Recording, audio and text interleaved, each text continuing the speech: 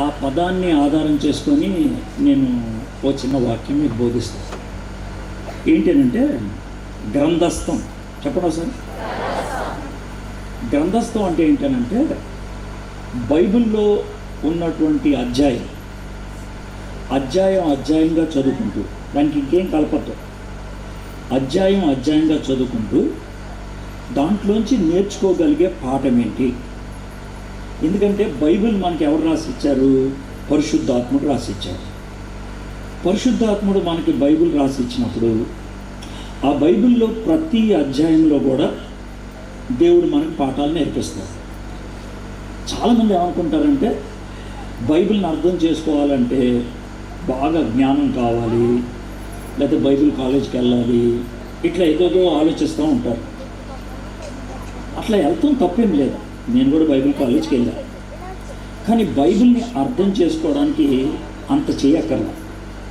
బైబిల్ని వరుసగా చదువుకుంటూ వెళ్తూ కూడా దేవుడు చాలా చక్కగా మాట్లాడతారు. దాన్ని గ్రంథస్థం అంటారు. ఇప్పుడు గుడారాల పండుగ మీకు ప్రతి సంవత్సరం అయ్యగారు పెడుతున్నారు. మరి ఎన్నేళ్ళ నుంచి పెడుతున్నారు? ఎన్నేళ్ళండి? 18 ఏళ్ళ నుంచి. చాలా సంతోషం. అయితే నా కోరిక అయితే ఇంకా ఇది చాలా ఏళ్ళు ఉండాలని, కానీ ఉండదని గ్యారంటీ లేదు. అంటే ఈ మీటింగుల గురించి చెప్పట్లా, దేశం గురించి చెప్తున్నా. దేశంలో ఉన్నటువంటి పరిస్థితుల్లో ఇలా మీటింగులు పెడతానికి మనకు అవకాశం ఇస్తారా తెలియదు. ఇలాగ మీకు పెద్ద పెద్ద వర్తమానికులు వచ్చి మీకు వాక్యం చెప్పడానికి అవకాశం ఉంటుందా తెలియదు. అందుకే ప్రతి ఒక్కళ్ళు కూడా దేవుని వాక్యాన్ని వాళ్ళు చదువుకొని దేవుల్లో ఎదగటం అనేది నేర్చుకోవాలి. సో ఈరోజు నేనేం చేస్తానంటే ఒక అధ్యాయం చదువుతూ ఎట్లాగా మనం ధ్యానం చేసుకొని దాంట్లోంచి పాఠాలు నేర్చుకోవాలో మీకు చెప్తా. ఒక విధంగా మాదిరి ఉంటుంది. రెండోది ఏంటంటే వర్తమానం కూడా ఉంటుంది దాంట్లో. ఓకే, అది ఇప్పుడు మనం చేయదలుచుకున్నటువంటి విషయం. ఈరోజు మీతో కలిసి ధ్యానం చేసే అధ్యాయం నిర్గమకాండం 2వ అధ్యాయం. నిర్గమకాండం 2వ అధ్యాయం. ఓకే, అయితే అసలు ముందు నిర్గమకాండం ఏంటో మీకు చెప్తా పరిచయం లాగా. తర్వాత నిర్గమకాండం 2వ అధ్యాయంలో ఏం చూస్తామో చెప్తాం, కథలాగా చెప్తాం. అందరికీ సులభంగా ఉంటుంది. బల్లబుద్ధి, హడావడిగా అరుపులు గిరుపులు ఏం ఉండవు, సరదాగా వెళ్ళిపోతూ ఉంటుంది అన్నమాట. ఓకే, అయితే ఈ నిర్గమకాండం అసలు ఏంటి అని అంటే 40 అధ్యాయాల్లో ఉన్న విషయం ఏంటి అని అంటే కనుక ఇశ్రాయేలీలు ఐగుప్తు దేశానికి వచ్చారు. ఎందుకు వచ్చారంటే వాళ్ళు ఉన్న దేశంలో కరువు వచ్చింది కాబట్టి. వాళ్ళు వచ్చింది 70 మంది. ఈ 70 మంది కొన్ని సంవత్సరాలకి 20 లక్షల మంది అయిపోయారు. అంటే కాకినాడ కంటే పెద్ద జనాభా అంతమంది అయిపోయారు. అంతమంది అయిపోయేప్పటికీ ఆ దేశంలో ఉన్నటువంటి రాజుకి భయం వేసింది. అరే వీళ్ళు మనం లేపేసి వీళ్ళే రాజ్యం స్థిరపరుస్తారేమో అని లేనిపోయిన కష్టాలు పెడతాం మొదలుపెట్టాడు. ఈ కష్టాలు మొదలు పెడుతున్నప్పుడు ఇశ్రాయేలీలు దేవునికి మొరపెట్టారు. మొరపెడితే దేవుడు ఏం చేశాడంటే ఒక హీరో గారిని పంపించాడు. ఆయన పేరే మన మోషే గారు. ఈ మోషే గారు వెళ్ళి ఫరోతో కొట్లాట మొదలుపెట్టాడు. దేవుడు మోషే సహాయం చేసి మొత్తానికి తెగుళ్ళే పంపించాడు. 1, 2, 3, 4, 5, అలా 9 దాకా పంపించాడు. వాడు ఇదిగో పంపిస్తా అదిగో పంపిస్తా అనేసి నాటకాలు వేస్తూ ఉన్నాడు. ఇంకా దేవుడు కోపం వచ్చి మొదటికే మోసం పెట్టాడు. ఎలాగంటే తొలిచూరు అంటే మొదటిగా పుట్టిన కొడుకులు వేసి పెట్టాడు చేశాడు. ఇక అప్పుడు మనవాడికి భయం వేసి తీసుకుపోరా అన్నాడు. అంటే వాళ్ళు వెళ్ళిపోయారు. పెద్ద ఎర్ర సముద్రం అడ్డు వచ్చింది. దేవుడు దాన్ని పాయలు చేసి లోన నుంచి తీసుకెళ్ళాడు. ఎడారిలో ఆకలి వేసింది, ఫుడ్ పెట్టారు, దాహం వేసింది, నీళ్ళు ఇచ్చారు. ఎండగా ఉందంటే ఒక గొడుగు పెట్టాడు దేవుడు. 20 లక్షల మందికి గొడుగు అంటే మామూలు పెద్ద గొడుగు, దాన్నే మేఘం అంటారు. మరి దాహం వేస్తుందంటే ఓ చిన్న పంపేస్తే సరిపోదు. ఓ పెద్ద గొట్టమే పెట్టేశాడు దేవుడు భూమిలోంచి, తాగేశారు. ఇలా వెళ్ళారు. ఇంకా చాలా దూరం ప్రయాణం చేసేప్పటికీ ఒక కొండ వచ్చింది. దాని పేరు సీనాయి కొండ. అరే ఇక్కడ కింద ఉండరా అని మోషే పైకి వెళ్ళాడు. అప్పుడు దేవుడు మోషేకి 10 ఆజ్ఞలు ఇవన్నీ ఇచ్చాడు. అవన్నీ తీసుకొచ్చి కింద ఎవరికి ఇచ్చాడు. చాలా బాగుంది సార్ అన్నాడు. అంతా బాగుంది. ఆ తర్వాత దేవుడు ఏమన్నాడంటే మరి మనం కలుసుకోవడానికి ఎవరు దేవుడు ఇశ్రాయేలీలు కలుసుకోవడానికి గుడారం కట్టంటారా అన్నాడు. అని ఆ గుడారం ఎంత పొడుగుండాలా ఎంత వెడల్పు ఉండాలా అవన్నీ చెప్పారు. దానికి పేరు ఏం పెట్టారంటే ప్రత్యక్ష గుడారం అన్నారు. సరే పెట్టిన తర్వాత ఇవన్నీ విన్నాడు. వింత దేవుడు ఏమనంటే నువ్వు పైకి రా మళ్ళీ ఒకసారి నీకు కొన్ని విషయాలు చెప్తానన్నాడు. వీళ్ళు మోసే పైకి వెళ్ళి కిందకు వచ్చే లోపల వీళ్ళు బంగారు దూడ తయారు చేసుకున్నారు. దేవుడు బాగా కోపం వచ్చింది. 3,000 మంది చచ్చిపోయారు. ఆ తర్వాత దేవుడేమో సరిపడైన కట్టు ప్రత్యక్ష గుడారం అంటే కట్టేశాడు. ప్రత్యక్ష గుడారం కట్టేసిన తర్వాత అందరూ కూడా గుడారం దగ్గరికి వచ్చారు. అప్పుడు పెద్ద మహిమ కలిగిన ఒక మేఘం వచ్చింది. దాని పేరు షకీనా మేఘం. అప్పుడు దేవుని సన్నిధిని వాళ్ళు అనుభవించారు. అయిపోయింది 40 అధ్యాయాలు. మొదటి నుంచి ఎవరి దాకా చెప్పేశారు. మీకు 10 మాటలు చెప్తాను. ఈ 10 మాటలు చెప్తే నిర్గమకాండం అంతా ఏంటో అర్థమైపోతుంది. గుర్తుంచుకుంటారా 10 మాటలు? రైట్, 10 మాటలు ఏంటో చెప్తాను. మొదటి 2 అధ్యాయాలేమో ఐగుప్తి బానిసత్వం. ఐగుప్తి బానిసత్వం ఇదో మాట. 3వ అధ్యాయం నుంచి 6వ అధ్యాయం దాకా హీరో సిద్ధం. ఐగుప్తి బానిసత్వం, హీరో సిద్ధం. 7వ అధ్యాయం నుంచి 11వ అధ్యాయం దాకా ఫరోతో యుద్ధం. 3 అయిపోయినాయి. ఐగుప్తి బానిసత్వం, హీరో సిద్ధం, ఫరోతో యుద్ధం. 12వ అధ్యాయంలో తొలిచూలి మరణం. 4 అయిపోయినాయి. 13 నుంచి 18 దాకా అరణ్యములో భోజనం. మళ్ళీ చెప్తానే, ఐగుప్తి బానిసత్వం, హీరో సిద్ధం, ఫరోతో యుద్ధం, తొలిచూలి మరణం, అరణ్యములో భోజనం. ఆ తర్వాత 19వ అధ్యాయం నుంచి 24వ అధ్యాయం దాకా సీనాయి కొండ దగ్గర దేవుడు ఒక కాంట్రాక్ట్ పెట్టుకున్నాడు, ఒక బంధం. మరి ఇలా ఉండండి, నేను ఇలా ఉంటాను. దాన్నే మనం సీనాయి బంధం, సీనాయి బంధం. ఆ తర్వాత 25వ అధ్యాయం నుంచి 31వ అధ్యాయం దాకా ప్రత్యక్ష గుడార రూపం. ఇప్పుడు మళ్ళీ మొదటి నుంచి చెప్తాను. అంటే ఎన్నిసార్లు ఎందుకు చెప్తానంటే కొంచెం గుర్తుంటుందని. ఓకే, ఐగుప్తి బానిసత్వం, హీరో సిద్ధం, ఫరోతో యుద్ధం, తొలిచూలి మరణం, అరణ్యములో భోజనం, సీనాయి బంధం, ప్రత్యక్ష గుడార రూపం. తర్వాత ఏం జరిగింది? బంగారు దూడతో పాపం. బంగారు దూడతో పాపం తర్వాత ఏమైంది? ప్రత్యక్ష గుడార నిర్మాణం. ప్రత్యక్ష గుడార నిర్మాణం తర్వాత ఏమైంది? షకీనా మేఘం. అయిపోయింది 10 అధ్యాయాలు. ఒకసారి చివరిగా చెప్తానే, ఇది 40 అధ్యాయాలండి. 40 అధ్యాయాలు ఏం జరిగిందో 2 నిమిషాల్లో తెలిసిపోయారు అంతే.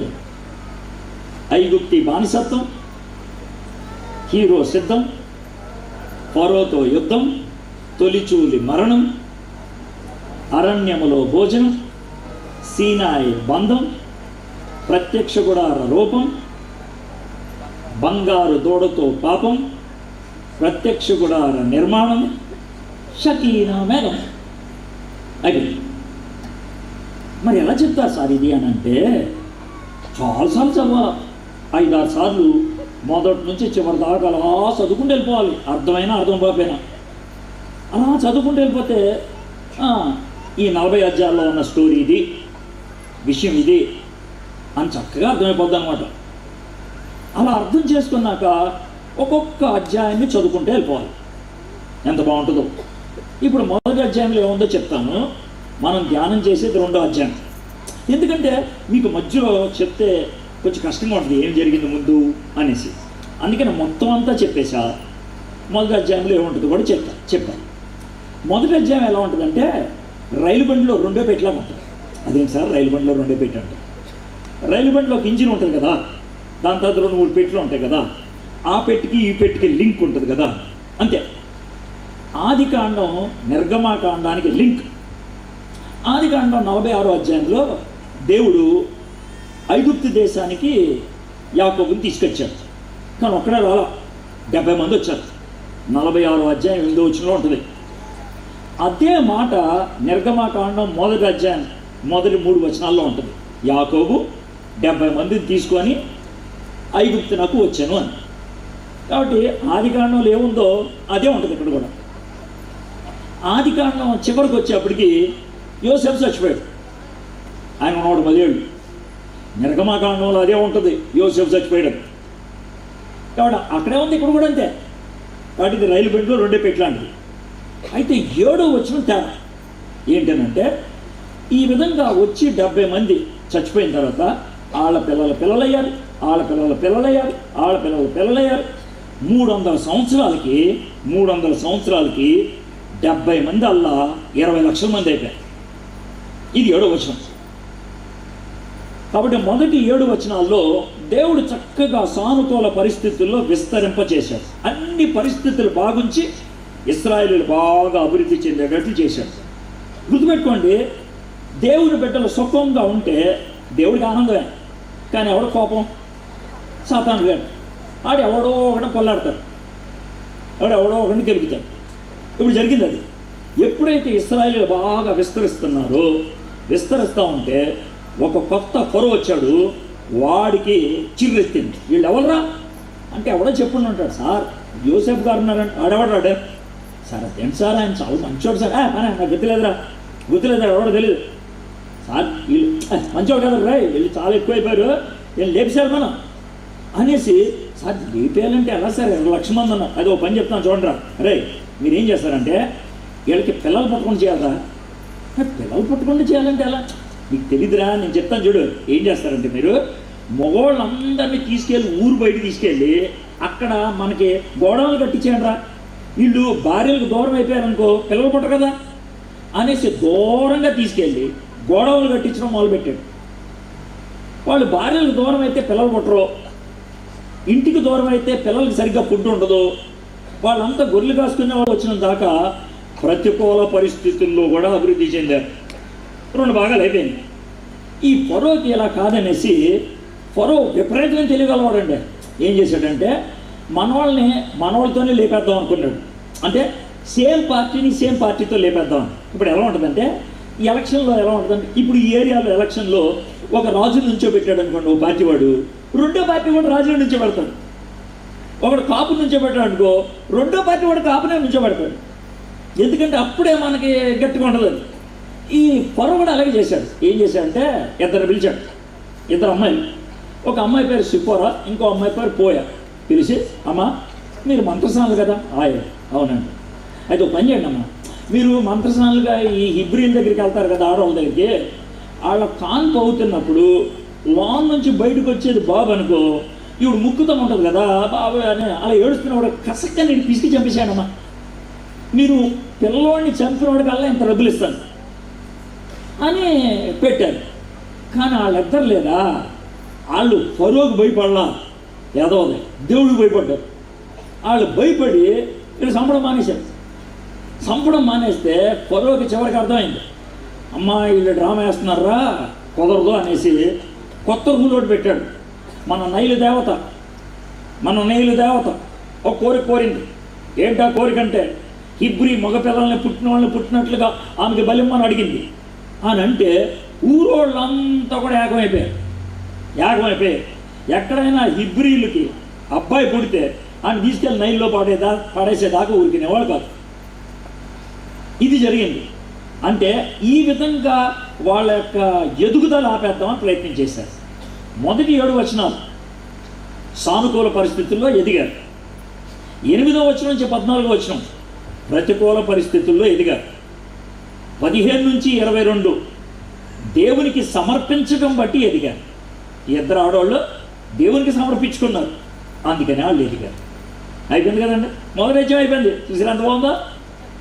నేను బైబిల్ అని తీసినా తీలా, చదువుతున్నానా చదవట్లా, అలాగా చెప్పుకుంటూ వెళ్ళిపోతుంది తెలుసా. భలే ఉంటుందిలే. ఒకవేళ జైల్లో పెట్టినా కూడా ఏం బాగలేదు, కళ్ళు చూసుకొని అలా ధ్యానం చేసుకుంటూ వెళ్ళిపోవచ్చు. భలే ఉంటుంది. అది పరిస్థితి. ఎక్కడికి వెళ్ళినా కూడా దేవుని వాక్యంలో ఉండుకోవచ్చు మనం. 4వ ఇప్పుడు 2వ అధ్యాయం చదువుతున్నా. ఓకే, తీస్తారా బైబిల్? తెచ్చారా బైబిల్? తెచ్చి తీయండి. నా పేరు చూడచ్చా? బైబిల్ చూడండి. మనం ఒక్కొక్క వచ్చిన చదువుకుంటే వెళ్ళిపోం. అది విషయం. 2వ అధ్యాయం 1వ వచనం. లేవి వంశస్థుడు వెళ్ళి లేవి కుమార్తెను వివాహము చేసుకోండి. మరి ఒకసారి చిన్న ప్రతి వచనానికి బోర్డు సొత్తేస్తాను. ఈ నిర్గమకాండం రాసింది ఎవరంటే మోషే గారు. ఎవరు? మోషే. ఈ 2వ అధ్యాయంలో మోషే గారు ఆయన ఎలా పుట్టాడు, ఎలా పెరిగాడు ఆయనే రాసుకుంటున్నాడు. అర్థమైందా? ఈ పుస్తకం రాసిందే మోషే. ఈ అధ్యాయంలో, 2వ అధ్యాయంలో ఆయన ఎలా పుట్టాడు, ఆయన ఎలా పెరిగాడు, ఎలాంటి పరిస్థితుల్లో పెరిగాడు అది రాసుకుంటూ వస్తున్నాడు. అది జరిగేది. అయితే ఇప్పుడు నేనే మోషే అనుకోండి, నేనే మోషే అండి, నా గురించి రాసుకుంటున్నాను అనుకోండి. ఏమండి మీ గురించి కొన్ని మాటలు చెప్పండి అంటే ఫస్ట్ నేనేం చెప్పాలి? మా అమ్మ నాన్న పేరు చెప్పాలి, మాది ఏ ఊరో చెప్పాలి కదా. మోషే కూడా అలా రాసుకోవాలి. వాళ్ళ అమ్మ పేరు వాళ్ళ నాన్న పేరు రాయాలి. అయితే రాద్దాం అనుకొని ఉంటాడు. వాళ్ళ నాన్న పేరేంటి? అమరాం. వాళ్ళ అమ్మ పేరేంటి? యెహోవా. తెలిసిందే, 6వ అధ్యాయంలో ఉంది. కానీ 2వ అధ్యాయంలో అమరాము యెహోవాదు వీళ్ళిద్దరు. వీళ్ళు ఏమన్నా కొత్తగా పెళ్ళైన వాళ్ళ కాదు. వీళ్ళకి అప్పటికే ఓ పాప పుట్టింది. ఆ పాప పేరేంటి? మిరియాం. దానికి 6 ఏళ్ళు. వాడికి ఒక బాబు పుట్టాడు. ఆయన పేరేంటి? అహరోను. అయితే అహరోను పుట్టినప్పుడు లేని సమస్య ఇప్పుడు వచ్చింది. అహరోను పుట్టినప్పుడు ఏం ఆగలేదు. ఈ 3 ఏళ్లలో కొత్త ఫరోవాడు వచ్చాడు. వాడు కొత్త రూలు పెట్టాడు, మగపిల్లవాడు పుడితే చంపేమని. అలాంటి పరిస్థితుల్లో జరిగిన విషయం ఇది. పక్క అర్థం కదా, ఏమి విషయాలు ఇంత మాత్రం కూడా డౌట్ ఉండకూడదు. లేవి వంశస్థుడు వెళ్ళి లేవి కుమార్తెను వివాహం చేసుకొని, ఇది ఎవడని చదివితే అనుకుంటాడు తెలుసా? వాళ్ళు అప్పుడే కొత్తగా పెళ్ళైందేమో అనుకుంటారు. యాదవది 6 ఏళ్ల కూతురు ఉంది, కొత్త పెళ్ళి అవడం ఏంటి? కానీ అట్లా రాసుకుంటూ వచ్చాడు ఆయన.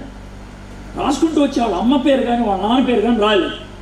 ఎందుకు రాయలేదంటే మోషే రాస్తున్నప్పుడు మోషే చెయ్యి పట్టుకొని రాయిచ్చే ఒక ఆయన ఉన్నాడు, కంటికి కనబడినాడు.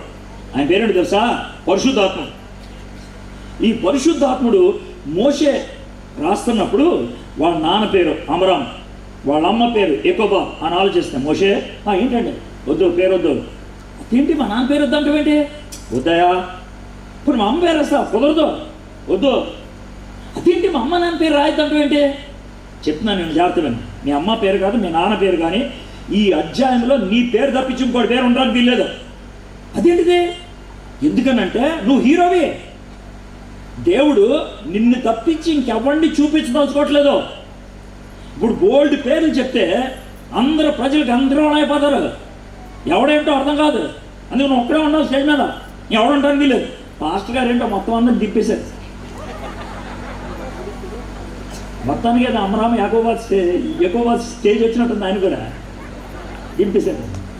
దేవుడు మోషే గురించి అదే స్టేజ్. ఎప్పుడు ఉండకూడదు స్టేజ్ మీద రే, మోషే అక్కడే ఉండాలి. ప్రజలు మోషేని చూడాలి. నేను ఏర్పరచుకున్నవాడు మోషే. నేను ఆయన ఏ విధంగా ఏర్పరచుకున్నాడు, ఏ విధంగా స్టేజ్ మీదకి తీసుకొచ్చాను అది ప్రజలు తెలియాలి. అహరోను పేరు, మిరియాం పేరు, యాకోబు పేరు, మీ అమరాం పేరు, ఆడి పేరు, ఈడి పేరు రాస్తే ప్రజలు బాగాలేదంటారు. సింగిల్గా ఉండాలి మనవాడు అని అన్నారు. చాలా బాగా అనిపించింది, దేవుడు ఎందుకు అంత ప్రత్యేకంగా తీసుకున్నాడు. తర్వాత ఏమైంది? ఆ స్త్రీ గర్భవతి కుమారుని కని వాడు సుందరుడై ఉండుట చూచి 3 నెలలు వాణ్ణి దాచింది. ఖతర్నాక్ అండి. ఎలా అంటే ఇప్పుడు అసలు రూల్ పెట్టాడు ఫరో. ఏమని పెట్టాడు? ఇబ్రి అమ్మాయిలు జాగ్రత్తగానండి, మీరు గర్భవతి అయ్యారనుకోండి, బాబు పుడితే ఆడిని తీసుకెళ్ళి వెంటనే నైల్ నదిలో పడేయాలి. మీరు పడైపోతే మీ పక్కింటోళ్ళు చూస్తే తర్వాత గందరగోళం అయిపోద్ది. బాబు పుడితే ఓకే, బాబు పుడితే మాత్రం ఉంచడానికి వీల్లేదు. అలాంటప్పుడు కొంతమంది ఏం చేస్తారంటే, ఎందుకు వచ్చిన తలనొప్పి, పిల్లలొద్దే బాబు మనకే, ఆడు పుట్టేవాడు పొగడైతే కనుక ఆయన తీసుకెళ్ళి మన చేతులు నైల్ నదిలో వేయాలి. ఎందుకు వచ్చిన తలనొప్పిన వాడు తిరిగి పడుకుని నేడు తిరిగి పడుకుంటా అనుకునేవాళ్ళేమో. ఇది పరిస్థితి. అలా ఆలోచన పుట్టించాలని ప్రయత్నం చేశాడు ఫరో. కానీ అలాంటి పరిస్థితుల్లో వీళ్ళు కలిశారు. కలిస్తే గర్భం వచ్చింది. గర్భం వస్తే పుట్టేవాడు బాబు. మంతోసాని బయటికి బిడ్డను తీయగానే తల్లి అడిగే మొట్టమొదటి ప్రశ్న ఏంటి తెలుసా? బాబా పాప. ఇంకా చూడాల, ఎక్కువ చూడాల. ఏమండి బాబు పుట్టాడు, బాబా, అయ్యో బాబు పుట్టాడా, బాధపడినట్టు. ఎందుకంటే నెక్స్ట్ సీన్ ఏంటంటే ఆ బాబుని తీసుకెళ్ళి నైల్ నదిలో పడేయాలి. ఇది పరిస్థితి. సరే ఒకసారి చూడండి బాబుని, ఒకసారి ఆమె చూసి ముద్దు పెట్టి తనివితారా, తర్వాత వాళ్ళ నాయనకి ఇచ్చేస్తాను, ఆయన ఇష్టం, ఇలా అనుకుని ఉంటుంది. అంటే ఎంత భావోద్రేకంతో ఉంటుందో ఆలోచించండి. చేతులు తీసుకొని ఏమని తెలుసా, ఆ స్త్రీ గర్భవతి కుమారుని కని వాడు సుందరుడై ఉండుట చూచి, ఆడిని చూడంగానే అందంగా ఉన్నాడంట. ఏ తల్లికైనా పుట్టిన బిడ్డ అందంగా ఉండక ఏమంటారు, పెద్ద విషయం కాదు అది. కానీ ఇక్కడ సుందరుడై ఉండుట అనే దాంట్లో చిన్న లిటిగేషన్ ఉంది. ఏంటి ఆ లిటిగేషన్ అంటే, హిబ్రూ భాషలో, అంటే ఇది హిబ్రూలో రాశారు కదా, హిబ్రీ భాషలో సుందరుడై ఉండుట అంటే అందగాడని కాదు అర్థం, కళగలిగిన వాడు. వీడిని చూస్తే నాయకుడు అయ్యేటట్లున్నాడు, వీడిని చూస్తే గొప్పోడు అయ్యేటట్లున్నాడు. ఇదే మాట హిబ్రీలకు రాసిన పత్రిక 11:23 వస్తుంది. ఇదే మాట. మోషే పుట్టినప్పుడు అతని తల్లిదండ్రులు ఆ శిశువు సుందరుడై ఉండటం చూచి విశ్వాసమును బట్టి రాజున ఆజ్ఞకు భయపడక 3 మాసాల్లో అతను దాచిపెట్టాడు. ఇదే విషయం అపోస్తుల కార్యం 7:22 కూడా ఉంటుంది. చూడండి, 2 సార్లు రాశారు. అందుకే ఏమంటుంది తెలుసా, ఆ కాలమందు మోషే పుట్టెను, అతడు దివ్య సుందరుడై తన తండ్రి ఇంట 3 నెలలు పెంచబడి. ఇన్నిసార్లు ఎందుకు రాశారంటే, అటు తండ్రి కానీ ఇటు తల్లి కానీ బాబును చూడంగానే సుందరుడై ఉండటం చూశారు. ఇక్కడ నుంచి మీరు మొదలు పెట్టాలి. ఎందుకంటే ఇక్కడ చాలామంది తల్లులు ఉన్నారు. మీరు ఇప్పటికే తల్లులు అయిపోయారు, కొంతమంది త్వరలో అవుతారు, కొంతమంది తర్వాత అవుతారు. అయితే మీరు ఒకసారి వినండి. ఈ యెకోబాదు అనే అమ్మాయి, ఆ అమ్మ ఏం చేసిందంటే, వాళ్ళ బాబుని చూడంగానే వీడు సుందరుడు, వీడి నాయక లక్షణాలు ఉన్నాయి, వీడు దేవుడికి ఉపయోగపడతాడు, వీడు ప్రయోజనకరమైన వాడు అవుతాడు అని ఒక భయంకరమైన నిర్ణయం తీసుకుంది. భయంకరమైన నిర్ణయం అని అంటే ఏంటంటే, చావుకి తెగించే నిర్ణయం తీసుకుంది. ఏంటా నిర్ణయం అంటే, ఈయన్ని చంపకూడదు, ఈయన్ని బతికించాలి, ఈ నైల్ నదిలో పడేయకూడదు, ఈయన్ని బతికించాలి. అది ఆవిడకు వచ్చినటువంటి నిర్ణయం. బహుశా చిన్న ప్రార్థన చేసిందేమో, ప్రభా ఈ బాబుని నువ్వు ఇచ్చావు, రాజాజ్ఞము ఈ బాబుని చంపేమని, నువ్వు ఇచ్చినటువంటి బాబుని ఎలా చంపేస్తాను, నువ్వే కాపాడు, నువ్వే నాకు సహాయం చేయి అని చిన్న ప్రార్థన చేసిందేమో, నాకు తెలియదు. అయితే ఒకటి మాత్రం చేసింది, ఏంటంటే వీడిని చూసి వీడి భవిష్యత్తుని ఒకసారి ఊహించుకుంది, వీడు గొప్ప నాయకుడు అవుతాడని. అయితే ఇక్కడ కూర్చున్నాం మీలో చాలామంది, ఇప్పటికే మీరు తల్లులు అయిపోయిన ఉంటారు. తల్లులు అయిపోయినప్పుడు మీ పాపను కానీ మీ బాబుని కానీ మీ చేతుల్లో మొట్టమొదటిసారి పెట్టినప్పుడు, ఆ పాపను చూసినప్పుడు, ఆ బాబుని చూసినప్పుడు మీకు వచ్చినటువంటి ఆలోచన ఏంటి, మీకు వచ్చినటువంటి తలంపు ఏంటి, మీరు పుట్టినటువంటి కోరిక ఏంటి? వీడు ఇంజనీర్ అయిపోవాలి, ఈమె డాక్టర్ అయిపోవాలి, వీడు లాయర్ అయిపోవాలి, వీళ్ళు కలెక్టర్ అయిపోవాలి. తప్పు కాదు, అది తప్పని నేను అన్నాను, మంచిదే అలాంటి తలంపు. అయితే దేవుని బిడ్డలుగా విశ్వాసులుగా ఒకవేళ మీరు ఆలోచిస్తే మీకు ఎటువంటి ఆలోచన కూడా రావాలి. ఈ ఆలోచన వస్తే ఎంత బాగుంటుంది, వీళ్ళు ఏ ఉద్యోగం చేసినా, ఏ స్థాయిలోకి వెళ్ళిపోయినా, ఏ కెరీర్లోకి వెళ్ళినా దేవునికి ఉపయోగపడే పాత్ర అవ్వాలి, దేవునికి సాక్షిగా ఉండాలి, దేవుని ప్రతినిధిగా ఉండాలి అనే ఆలోచన ఎప్పుడైనా కలిగిందా మీకు?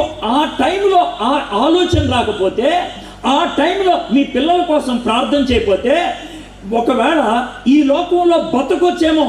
మోషే గురించి ఆ విధంగా కలగని, మోషే గురించి ఆ విధంగా ప్రార్థన చేసి సావకుండా ఆపేసింది. మీరు మీ పిల్లల్ని బతికించుకున్నారు, కానీ సాతానికి అప్పచెప్పేశారేమో ప్రార్థన చెయ్యక. సాతానికి అప్పచెప్పడానికి మనం ఏమి పూజలు చేయక్కర్లా, ఏ గుడులు గోపురాలు తిరగక్కర్లా, దరిద్రమైన పనులు చేయక్కర్లా, ప్రార్థన చేయకుండా ఉంటే చాలు. దీని దెబ్బ ఎప్పుడు తెలుస్తుందో తెలుసా? పెద్ద అయిన తర్వాత తెలుస్తుంది. పెద్ద అయిన తర్వాత నా లాంటి వాడు కనబడితే కనుక, సార్ మా పాప కోసం ప్రార్థన చేయండి సార్, సార్ మా బాబు కోసం ప్రార్థన చేయండి సార్, వాడు మాటండి సార్, అది జులాయి తిరుగుతుంది సార్, ఈ మాటలు మీకు ఎందుకు వస్తాయి? ఈ వయసులో మీరు ఎందుకు ఏడుస్తున్నారు? మీ పిల్లలు పెద్ద అయిపోయిన తర్వాత ఎందుకు మీ అదుపులో లేరు? మీ పిల్లలు పెద్ద అయిపోయిన తర్వాత ఎందుకు ఇష్టం వచ్చినట్లు వ్యవహరిస్తున్నారు? చిన్నప్పుడు మీరు చేయాల్సిన ప్రార్థన చేయలేదు కాబట్టి.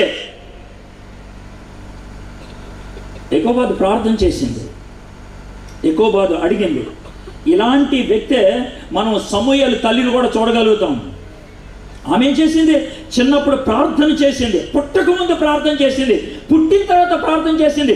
సమూయేలు అనేటువంటి ఒక గొప్ప నాయకుడిని ప్రపంచానికి అందించగలిగింది. ఇద్దరు రాజుల్ని అభిషేకించగలిగేటువంటి గొప్ప రాజుని, గొప్ప వ్యక్తుల్ని అందించగలిగింది ప్రార్థన. తర్వాత ఏమైంది? ఆ స్త్రీ గర్భవతి కుమారుని కానీ వాడు సుందరుడై ఉండడు చూచి 3 నెలలు వాడిని దాచను. అంటే 3 నెలలు రాజుగారి దగ్గర నుంచి దాచదు కానీ మొగుడి దగ్గర నుంచి దాచగలదా? అంటే ఇవేం చేసి ఉండాలా? అమ్మరామ రాగానే, భర్త రాగానే ఇలా చూసి, అండి ఎవరు పుట్టారు? బాబా బాబండి, బాబు పుట్టాడా? ఈ చేతులతో తీసుకెళ్ళి ఆ 9 నదిలో పడేలా ఎప్పుడు. ఏమండి, ఒక చిన్న మాట అండి, ఏంటి చెప్పు? బాబు చూడండి ఎంత బాగున్నాడు. బాగుంటే ఏమి లాభమే, తీసుకెళ్ళి పడేయటమేగా. అలా కాదండి, ఇది కళ చూసారా? ఉన్నదే కళ, ఉన్నదే అద్భుతమైనటువంటి నాయకుడు అయ్యేటువంటి కళ ఉంది. ఏం చేద్దాం? అది కాదండి, నాకు చిన్న తలంపు వచ్చింది. ఏంటి సార్? బాబుని మనం చంపొద్దండి. పిచ్చా ఎర్రా? వీడిని చంపపోతే మొత్తం మన అందరం లేచిపోతాం తెలుసా? నిన్ను, నన్ను, పెద్ద అమ్మాయిని, బాబుని, నలుగురిని చంపేస్తారు వీడితో పాటు. పిచ్చా ఎర్రా? ఏమాడుతాను? అయ్యగారు అలా అరవద్దండి. అంటే అలా అరవద్దు. ఒకసారి ఆలోచించాను. నేను చూస్తే నాకు ఎందుకో పుట్టింది అలాంటి తలంపు. ఒకసారి మీరు ఒక్క నిమిషం ఆలోచించండి. ఇవి నెమ్మదిగా ప్రార్థన చేసినాం. ప్రభా, అమరాన్ని కూడా నువ్వు ఒప్పించు ప్రభా. 3 నిమిషం అయిన తర్వాత సరే ఉంచుదాం, సంపదు. ఇక్కడ నుంచి ఒక పాఠం నేర్చుకోవాలి తెలుసా మనం. ఏంటి ఆ పాఠం అంటే, మీ పిల్లల్ని కరెక్ట్ మార్గంలో పెంచాలి అని అంటే, జాగ్రత్త, మీ పిల్లల్ని కరెక్ట్ మార్గంలో పెంచాలి అంటే ఇది ఖచ్చితంగా జరగాలి. ఏంటది? భార్య భర్త, అమ్మ నాన్న ఒక తాటి మీద ఉండాలి. అమ్మ ఒక మార్గం, నాన్న ఒక మార్గం. అమ్మ ఒక పద్ధతి, నాన్న ఒక పద్ధతి. అంటే పిల్లలు ఇంకో పద్ధతిలో ఉంటారు. అమ్మ నాన్న ఒక తాటి మీదకి లేకపోతే, ఒక మాట మీద లేకపోతే, ఒక గమ్యం లేకపోతే, ఒక ఉద్దేశం లేకపోతే పిల్లలు ఎంత తెలియగల వాళ్ళు అంటే, ఎవరైతే వాళ్ళకి బాగా అనుకూలంగా ఉంటారో వాళ్ళ దగ్గరికి వెళ్ళిపోతారు. ఆయన సొల్లేస్తారు, పనే పోతాయి. మీలో ఐక్యత లేదు కాబట్టి, మీలో ఒక తాటి మీదకి వచ్చే పరిస్థితి లేదు కాబట్టి మీ పిల్లలు ఇష్టం వచ్చినట్లు ఉంటున్నారు. ఇక్కడే మండపేట దగ్గరలో రవి విన్సెంట్ గారు ఒకసారి మీటింగ్ పెట్టాడు. ఆ మీటింగులకి పిల్లలంతా ఎక్కువ మంది వస్తున్నారని పక్కన పిల్లలకి వేరుగా సెషన్ పెట్టాడు. ఆ సెషన్ అయిపోయిన తర్వాత ఆ మీటింగ్ పిల్లల మీటింగ్ నడిపించిన ఒక ఆయన వచ్చి, ఏమంటే పిల్లలు చాలామంది వచ్చారు, 260 మంది వచ్చారు పిల్లలు. ఈ పిల్లలకి చాలా విషయాలు నేర్పించాం అని వాళ్ళ పాటలు డ్రామాలు అన్నీ వేయించిన తర్వాత చివరిలో ఒక మాట అన్నాడు. ఏమనంటే, ఈ పిల్లలు తల్లిదండ్రులకు సందేశం ఇద్దాం అనుకుంటున్నారు అన్నాడు. పిల్లలు తల్లిదండ్రులకి 260 మంది ఏమిస్తారు అని అంటే, ఈయనే మైకి తీసుకొని పిల్లల తరపున నేను ఇస్తాను అన్నాడు. ఇవ్వండి అన్నట్లు అందరూ చూశారు. 7,000 మంది ఉన్నారు జనం, ఈ 260 మంది పిల్లలు. ఈయన ఏమన్నాడంటే, ఈ 260 మంది పిల్లల్లో 244 మంది రాయగలరు, చదవగలరు. ఈ 244 మందికి మేము ఒక కాగితం ఇచ్చి మేము ఒక ప్రశ్నకి జవాబు రాయమన్నాం. మేము ఇచ్చిన ఒకే ఒక ప్రశ్న ఏంటంటే, యేసయ్య నీ పక్కన కూర్చొని నిన్ను ముద్దు పెట్టుకొని నీ భుజం మీద చెయ్యేసి, అమ్మా నాయనా ఒక చిన్న ప్రశ్న రా, మీ ఇంట్లో నీకు నచ్చంది ఏంటి, మీ ఇంట్లో ఏది మారితే బాగుంటుంది అని అడిగాం. 244 మంది జవాబులు రాశారు. 225 మంది ఒకే విధమైన జవాబు రాశారు. ఒకే జవాబు కాదు, ఒకే విధమైన జవాబు. 225 మంది రాసిన జవాబు భావం ఇదే. ఏంటి అదేనంటే, యేసయ్యా మా అమ్మ నాన్న కొట్టుకోకుండా ఉంటే చాలు, మా అమ్మ నాన్న దెబ్బలాడుకోకుండా ఉంటే చాలు, మా అమ్మ నాన్న తడువులాడుకోకుండా ఉంటే చాలు, మా అమ్మ నాన్న ప్రేమించుకుంటే చాలు. ఇక్కడ ఈ మాట చెప్తుంటే మీలో చాలామంది ఇది మా ఇంటి పరిస్థితి అంటారని నాకు తెలుసు. మీకు దమ్ము లేదు ఒప్పుకోవడానికే. మీ పిల్లలు ఎలా బాగుంటారు? బాగారు బాగా ఎంత చక్కగా ఉంటారు. అమ్రాము యెకోబాదు ఒక తాటి మీదకి వచ్చేసారు. సరే బాగుంది, యెకోబాదు ఒప్పుకుంది. ముందు అమ్రాము ఒప్పుకున్నాడు. ఎక్కడితో అయిపోయిందా? ఈలోగా మిరియాము పరిగెట్టుకుంటూ వచ్చింది.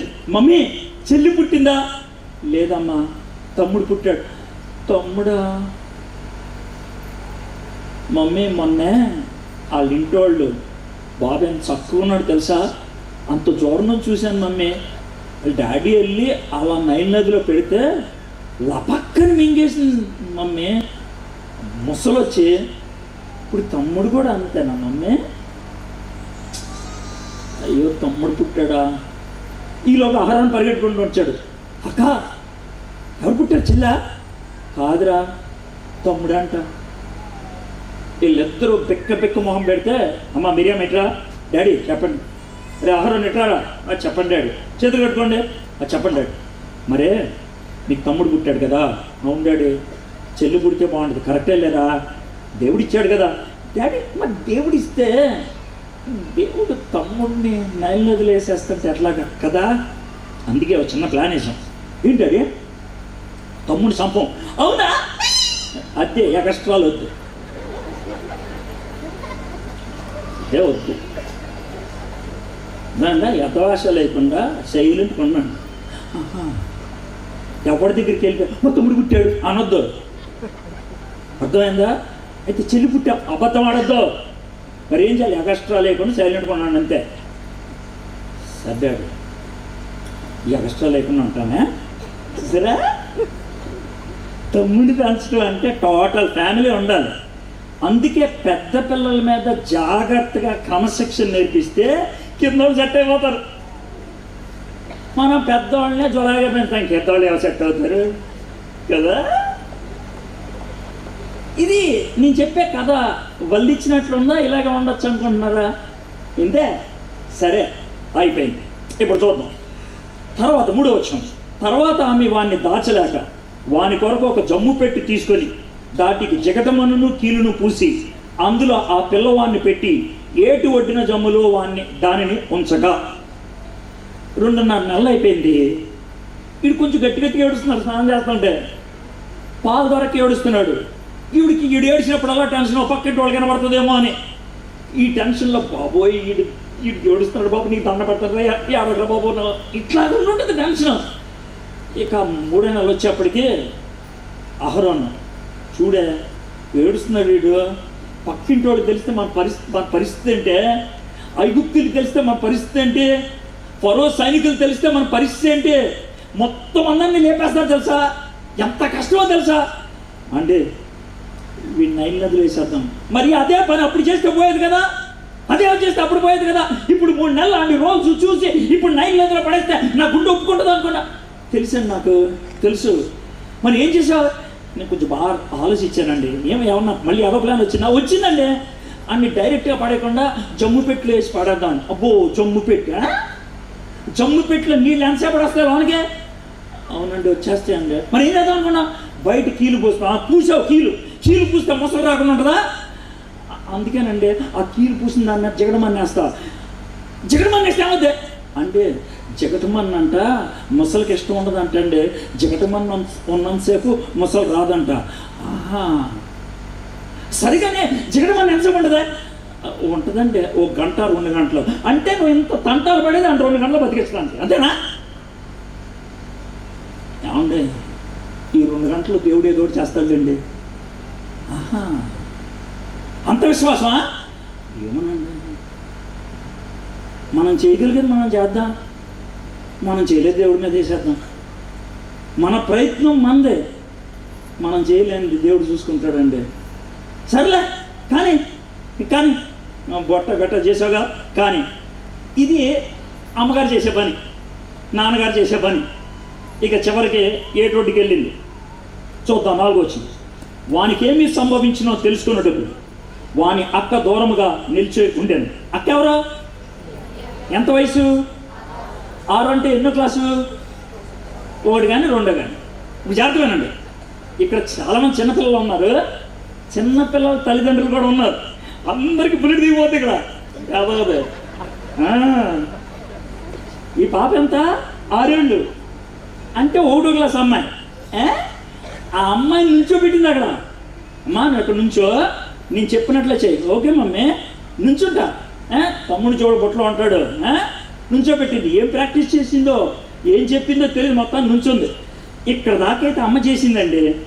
చెప్పిన తర్వాత నెక్స్ట్ నేను చూద్దాం 5వ వచనం. ఫరో కుమార్తె స్నానం చేయుటకు ఏటుకు వచ్చును. అంటే ఎప్పుడైతే ఈమె జమ్ము పెట్టులో ముద్దు పెట్టి మోషన్ దాంట్లో పెట్టి మూత వేసేసి అహరోన్ దగ్గర ఉంటే, అందరూ ఉంటే పెద్ద అందరికి హడావుడు కదా, కానీ అహరోన్ కొంచెం దూరంగా ఉండి ఉంటాడు. మిరియాం కూడా అంత దూరంలో ఉండి ఉంటుంది. ఈ ఎక్కువబాత ఒక్కటే అక్కడ పెట్టేసేసి అందరూ సైలెంట్గా వెళ్ళిపోయి ఉంటారు. ఇలా వెళ్ళిపోగానే ఒక దేవదూతను దేవుడు పిలిచి ఉంటాడు. దేవదూత ఇట్రా, ఏంటే గారు నువ్వు ఐగుప్తు దేశానికి వెళ్ళు, ఆ ఫరో కూతురు ఉందా? ఉందండి. ఆవిడ దగ్గరికి వెళ్ళి వీప్ మీద ఒకసారి గోకేసి వచ్చాయి. ఎందుకంటే నీకెందుకు వెళ్ళి గోకేసరా అంటే దేవదూత పంపించేస్తే గబగబా వెళ్ళి ఫరో కుమార్తెకి వెళ్ళి ఈపి గోకేసింది. గోకితే ఇంకో బాగా దొరదొచ్చేస్తుంది. ఎవరికి? ఫరో కుమార్తెకి. ఫరో కుమార్తెకి దొరదొచ్చేస్తూ ఉంటే పక్కన పనికత్తులు ఉంటారు కదా, బాగా దొరద ఎక్కువైపోయిందే, స్నానం చేయాలి. ఏమండి ఎంతలోనా? కుదరదా బాబు, తట్టుకోలేకపోతున్నాను, పదండి స్నానంకే అంటే స్నానానికి మొదలయ్యారండి. చూడండి సీన్ ఎలా ఉంటుందా సోదరం. సరే ఏమైంది చూద్దాం. తన పనికత్తును ఒకత్తును పంపి కాదు, ఆమె పనికత్తులు ఏటి ఒడ్డున నడుచుచుండగా ఆమె నాచులోను ఆ పెట్టిని చూచి తన పనికత్తును ఒకతని పంపి దాన్ని తెప్పించను. ఇప్పుడు ఏం జరుగుతుంటుంది? ఇంకో దేవదూతను పిలుచుంటాడు వేసే దేవుడు. అమ్మా నువ్వు నైల్ నదికి వెళ్ళాలి. వెళ్ళి ఏం చేయమంటారు? అక్కడ ఎక్కువ తన ఆవిడ బొట్టలో బాబునేసింది. ఇప్పుడు ఇందాక చూసా కదా, వెళ్ళి ఆ బొట్ట మూత తీసి ఆ బాబు పడుకుంటాడు కదా, ఆడి ముడ్డికి వెళ్ళేసి వచ్చేసాయి. ఎందుకండి నీకెందుకు వెళ్ళా నువ్వు ముడ్డికి వచ్చా అంటే ఆ దేవదాత వెళ్ళి ఆడ ముడ్డికి లేచి ఉంటుంది. చిన్నపిల్లవాడు ముడ్డు గిల్లంగానే ఆడు ఏం చేస్తాడు? వాడు క్యారమని ఏడుస్తాడు. కరెక్ట్గా అదే టైంకి ఇవిడ వస్తుంది. ఎవరు? రాణిగారు. అర్థమైందా? రాజుగారి కూతురు వస్తుంది. ఎవరు పిల్లడు ఏడుస్తున్నాడే పడా అన్నది. టైమింగ్ చూసారా? ఇదంతా ఎవరు చేస్తున్నారు? దేవుడు. ఇప్పుడు వీళ్ళు చేయాల్సింది వీళ్ళు చేశారు, వీళ్ళు చేయలేనిది ఎవరు చేశారు? దేవుడు చేస్తున్నారు. ఇప్పుడు మీకు అర్థమవుతుందా స్టోరీ మొత్తం? సరే, ఇక అయిన తర్వాత ఫరో కుమార్తె ఏటికి వచ్చాను. తర్వాత 8వ వచనం. బాబుని తెప్పించింది. తెరిచి ఆ పిల్లవాడిని చూచినప్పుడు ఆ పిల్లవాడు ఏడ్చుచుండగా చూచి వాని యందు కనికరించి వీడు హిబ్రీల పిల్లలో ఒకడేనండి. ఇప్పుడు ఆ మాట ఐగుప్తీయులకి హిబ్రీలకి పడుతుందా? పడదు. పిల్లల్ని చంపమని రూల్ పెట్టింది ఎవరో? ఈయన నాన్న, రాణిగారు నాన్న. అర్థమైందా? సొంత నాన్న పెట్టాడు రూలు. హిబ్రీలు మగపిల్లలు పుడితే చంపేయాలని.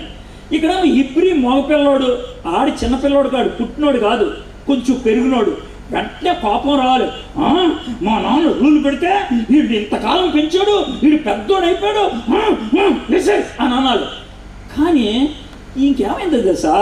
వీడు హిబ్రీల పిల్లలో ఒకడనెను వానిని చూచి వాని యందు కనికరించి. ఏంటిదే అంటే ఈ అమ్మాయికి కనికరం పుట్టేటట్లు చేసింది ఎవరో? చూసారు, మీరే చెప్తున్నారు. ఇప్పుడు ఆడు ఆమె వీపు గీకింది దేవుడే, వీడు ముట్టి గిల్లింది దేవుడే, ఈమెకి కనికరం పుట్టింది దేవుడే కదా. మనం చేయాల్సిన మనం చేస్తే మనం చేయలేని ఆయన చేస్తాడు. కానీ మనం ఎంత బద్ధకస్తులు అంటే, ప్రభువా నువ్వు సర్వశక్తివంతుడి, నీకు ఏదైనా సాధ్యమే, నేను కూర్చుంటాను, నువ్వు చెయ్యే. ఇది వాళ్ళు ఎంత ఘోరమో చూసారా? సరే, ఇక జరిగిన తర్వాత ఈలోగా అసలు మెయిన్ చూడండి. అప్పుడు వాని అక్క ఫరో కుమార్తెతో నీ కొరకు ఈ పిల్లవాడిని పెంచుటకు నేను వెళ్ళి హిబ్రీ స్త్రీలలో ఒక దాదిని పిలుచుకొని వస్తున్నా అని. ఇదే నాకు సూపర్ నచ్చే డైలాగ్. ఎలా అంటే పరిగెత్తుకుంటూ వచ్చేసింది. ఎవరు? వయసు ఎంత అంటే ఎన్నో క్లాసు చూడండి మరే, 1వ క్లాస్ అమ్మాయి మాట్లాడేది ఎవరితో? రాణిగారితో. మామూలు విషయమా? రాణిగారు చుట్టూ ఎవరుంటారు? బాడీగార్డ్స్ ఉంటారు, చెలికత్తులు 10 మంది దాకుండా ఉంటారు. వాళ్ళు 10 మంది చెలికత్తులు ఉన్నప్పుడు రాణిగారి దగ్గరికి వచ్చి నుంచొని ఉండరు. ఎందుకు వచ్చావు? ఎవరు? అమ్మగారు. ఆమె చేతిలో ఉన్నటువంటిది ఎవరు? తమ్ముడు తమ్ముడు కానీ తమ్ముడని పిలిస్తే గేమ్ అయిపోయింది. మీ తమ్ముడా, మీ తమ్ముడిని ఇంతకాలం బతికుంచాడా? అయిపోయినాడు. అమ్మగారు ఈ పిల్లాడు, అది కూడా చాలా అసహ్యంగా, ఈ పిల్లాడు ఇలా అనున్నట్టుది, అది ఎవడో అన్నట్టు ఈ పిల్లాడికి మా ఊర్లో చాలామంది అమ్మలు ఉన్నారు. వాళ్ళకి పిల్లలు పుట్టేస్తే నెల ఎదురు పెట్టేశారు. వాళ్ళకి పాలున్నాయి, తీసుకున్నాడా? ఓ దాదిని దాది ఎవరు? ఇలా అమ్మ. కానీ మా అమ్మని చెప్తుందా? చెప్పట్లా. దాది వీడి తమ్ముడు ఏం చెప్తుందా? చెప్పట్లా. పిల్లోడు. ఇదంతా ఎవరు ప్రాక్టీస్? అమ్మ ప్రాక్టీస్, దేవుడు ప్రాక్టీస్ అని అంటారు. అమ్మ నీకు చాలా తెలియాలా? అమ్మ కూర్చోబెట్టి చెప్పుండి ఉంటుంది, ఎవరో ఒకరిని దేవుడు పంపిస్తాడు. ఒకవేళ ఐగుప్తీలు ఎవరిని వస్తే నువ్వు చెప్పాల్సిన మాటలవే. మమ్మీ ఎలా చెప్పాలి? ఏం చెప్తావు అంటే, ఈ బాబు కోసం వద్దొద్దు, బాబు వద్దు, ఈ తమ్ముడికి తమ్ముడు వద్దొద్దు, ఈ పిల్లవాడి కోసం చెప్పాలి సార్. ఈ పిల్ల అంత మృదులుగా చెప్పకూడదే పిల్లవాడని, కొంచెం చిరాగా చెప్పాలి. ఈ పిల్లవాడు అలా చెప్పాలి, కొంచెం పిల్లవాడు అలాగా 10 సార్లు అనిపించి ఉంటుంది. చూడు అది జాగ్రత్త చెప్పు. ఈ పిల్లవాడి కోసం మా ఊళ్ళో చాలామంది పిల్లలు కనేసి నది పాడేసి అవి పాలు ఉన్నాయి, తీసుకురావడా? ఓ దాది తీసుకురావంటే అప్పో వెళ్ళి తీసుకురా అని అంటే, అందుకు ఫరో కుమార్తె వెళ్ళమని చెప్పగా వెంటనే అది చిన్నది బాబుని అక్కడే ఉంటాడు కదా, ఆ చిన్నది వెళ్ళి ఆ బిడ్డ తల్లిని పిలుచుకొని వచ్చినాం, పరిగెట్టుకుంటూ వచ్చింది. మమ్మీ ఏమైందే? మమ్మీ నువ్వు తమ్ముడిని పొట్లో వేసావా? నేను అంత దూరంలో ఉండి చూస్తున్నానా? తమ్ముడిని పొట్లో వేసిన 10 నిమిషాలకి మమ్మీ బాగా అలలు వస్తున్నాయి, కొంచెం భయం వేసింది. నువ్వు చెప్పావు కదా అబ్రహాం దేవుడు, ఇస్సాకు దేవుడు, యాకోబు దేవుడు, చిన్న ప్రార్థన చేశాను. ఈలోగా బస్సు వచ్చింది మమ్మీ, ఆ పక్క వెళ్ళిపోయింది. అమ్మాయి అనుకున్నాను, అమ్మాయ. ఈలోగా ఎంతమంది బెలబలా జనాలు వచ్చారు. వచ్చారంటే ఎవరు? సాక్షాత్తు ఫరో గారి కుమార్తె. ఆవిడకి ఏంటో దొరదనుకుంటూ గొక్కుంటూ వస్తుంది మమ్మీ, వస్తూ ఉంది. అంత కూడా చాలామంది అన్నారు వచ్చేస్తా ఉంటే అదేంటో మమ్మీ, ఆవిడ కరెక్ట్గా నది ఒడ్డుకు వచ్చిందో లేదో తమ్ముడు కరెక్ట్గా ఏడ్చాడు. అబ్బా ఏంటి తమ్ముడు ఏడుస్తున్నాను అనుకున్నాను. ఫరో కుమార్తెకి వినబడిపోయి ఎవరో ఆవిడ ఏడుస్తున్నా పట్రా అన్నది. మా బాబు ఎలాగా అనుకున్నాను. ఒక ఆవిడ వెళ్ళి పట్టుకొచ్చింది మమ్మీ, తీసుకొచ్చి రాణిగారి ముందు బొట్టల మూట తీసింది. నేను అంత దూరం నుంచి వస్తున్నాను, ఏం చేస్తావో చూద్దామని. రాణిగారు ఇలా చూసి నవ్వింది మమ్మీ. నవ్వితే రాణిగారికి తమ్ముడిని ఇచ్చాడని వచ్చింది. ఆవిడ చూసి అలా చూస్తూ ఉంది. ఇంకా లేట్ చేయకూడదని పరిగెట్టుకుంటే వెళ్ళిపోయాను మమ్మీ. వెళ్ళిపోయి ఏం చెప్పావు? నువ్వు చెప్పిండే అలాగే చెప్పావు. ఈ పిల్లవాడికే అలాగే చెప్పా, ఈ పిల్లవాడికే అని చెప్పాను. ఆవిడ పడిపోయింది మమ్మీ. ఏమన్నా తెలుసా? పట్టరా అన్నది. అని అంటే అవునా, చాలా బంగారమే, నువ్వు ఎంత మంచిదని ముద్దు పెట్టుకొని ఇంకెళ్ళిపో. మమ్మీ ఏంటే మరే నువ్వు ఓవర్ యాక్షన్ చేయకూడదు అక్కడ. అదేంటే అట్లా కదా మమ్మీ. ఇప్పుడు నువ్వు అక్కడికి వెళ్ళిపోయి బాబుని చూసి సెంటిమెంట్ అయిపోయి కళ్ళం నీళ్ళు తెచ్చేసుకున్నావు అనుకో, ఏమంత అవుతే పెంచితే విశ్వాసం వాళ్ళే మనకు నేర్పిస్తారు. ఎంత గొప్ప విశ్వాసం. అసలు మీకు కథ వింటామంటే అసలు ఎంత చక్కగా ఉందో చూసారండి. ఎందుకు ఇలా చెప్పరో అర్థం కాదండి. అర్థం అదే చెప్తే అంత బాగుంటుంది. సరే ఇక ఆమె వచ్చిందట ఫరో కుమార్తె. ఆమెతో ఈ బిడ్డను తీసుకొని పోయి నా కొరకు వానికి పాలిచ్చి పెంచుము, నేను నీకు జీతం ఇచ్చదని చెప్పగా ఆ స్త్రీ బిడ్డను తీసుకొని పోయి పాలిచ్చి పెంచను. అమ్మా పాలున్నాయా నీకు? పోనాయి అమ్మగారు. వీడికి ఇస్తావా? అమ్మగారు మీరు ఇమ్మంటే ఇస్తాను, నేను బాగా పెంచాలి. అలా అమ్మగారు వీడిని కన్న కొడుకులా పెంచాలి. ఏంటమ్మగారు? అదే కన్న కొడుకులా పెంచాలి. అలాగే అమ్మగారు కన్న కొడుకులా పెంచుతాను. ఆ మాట అన్నప్పుడు గుట్టకలేసి ఉంటుంది. ఎందుకు తెలుసా? కన్న కొడుకు లాగా, కన్న కొడుకాడు లాగా అని ఆమె గురించి చెప్పాలి. డ్రామా అర్థమవుతుంది ఎంత సూపర్ ఉందో. అలాగే అమ్మగారు అలాగే పెంచుతారు. అని తీసుకొని అటు తిరిగి వెళ్తూ ఉండంటే పక్కన మిరియాం కంట్రోల్ జాగ్రత్త మమ్మీ, జాగ్రత్త మమ్మీ, ఓకే 2 అడుగులు వేసినారు. అమ్మా అమ్మగారు ఏం చెప్పండి, ఈయన పెంచడానికి డబ్బులు ఉన్నాయా? పర్లేదు అమ్మగారు, మీరు చెప్పారు కదా. అట్లా కాదు, ఈయన పెంచడానికి నీకు ఎంత కావాలి? ఎప్పుడితే ఏమవుద్దో, వద్దంటే ఏమవుద్దో. అమ్మగారు మీరు ఎంత అంటే అంత. అమ్మగారు సర్లే నెలకి ఒక 5,000 ఇస్తాను. అలాగేనా? అలాగే అమ్మగారు, అలాగే. మీరు ఎంత అంటే అంత. 4 అడుగులు వేసేలే. సొంత కొడుకును పంపించడానికి జీతం ఎవరు పంపిస్తున్నారు ఇప్పుడు?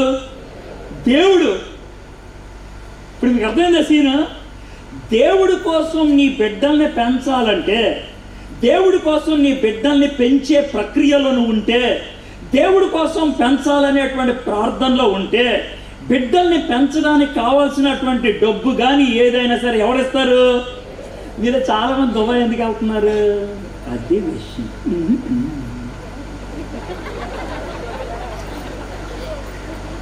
చూసారా, మీరు నవ్వేస్తున్నారు. మనం ఎక్కువ చెప్పక్కర్లా, బుల్లెట్ దిగిపోద్ది కదా. సార్ ఎందుకే నీ భార్యను దుబాయ్ పంపించావు అంటే, పిల్లల్ని బాగా చదివించినాను సార్. అయ్యా నువ్వు ఎందుకు ఇజ్రాయెల్ వెళ్ళిపోయావు? సార్ పిల్లల్ని బాగా చదివించుతాను. వాళ్ళ పిల్లలు బాగా చదువుతారు లేదు కానీ చివరి మాత్రం పనికి వాళ్ళని ఎవరిలా తిరుగుతూ ఉంటారు.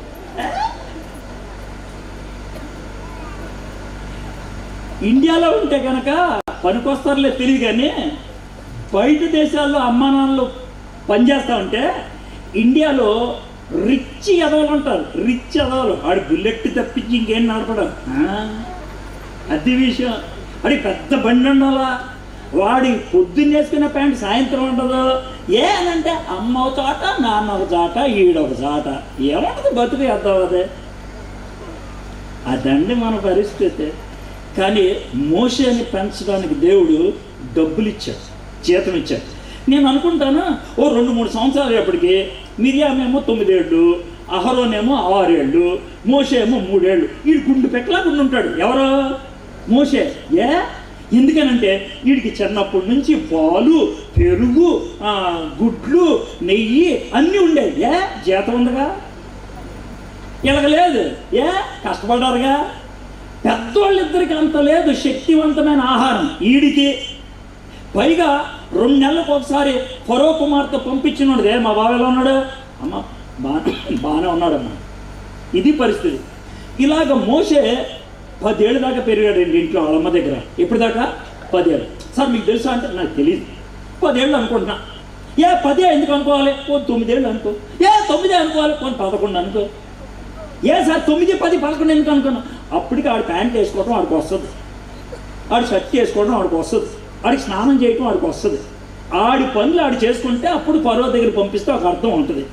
అందుకనే 10వ ఏడు దాకా అనేది చాలామంది చెప్తారు. సరే వీడు 10వ ఏడు దాకా వాళ్ళ అమ్మ ఏం చేసి ఉంటుంది? రోజు కథలు చెప్పుండి ఉంటుంది, రోజు వాళ్ళ దేవుడి గురించి చెప్పుండదు. నాయన మన దేవుడు ఒకడు ఉన్నాడురా. అవునా మమ్మీ? ఏం పేరు? తెలీదురా. మరి ఎట్లా మమ్మీ? ఎలా పిలవాలా దేవుడిని? మనం ఎలా పిలవాలరా? అబ్రహాము దేవుడు, ఇస్సాకు దేవుడు, యాకోబు దేవుడు. అవునా మమ్మీ? మమ్మీ నువ్వు చెప్తుంటే నాకు చిన్న కోరిక వస్తుంది. ఏంట్రా చెప్పు. ఏం లేదు మమ్మీ, ఆ దేవుడిని ఒక్కసారి చూడాలన్నా మమ్మీ. ఒక్కసారి చచ్చిపోతాను. అది మమ్మల్ని చచ్చిపోతావు.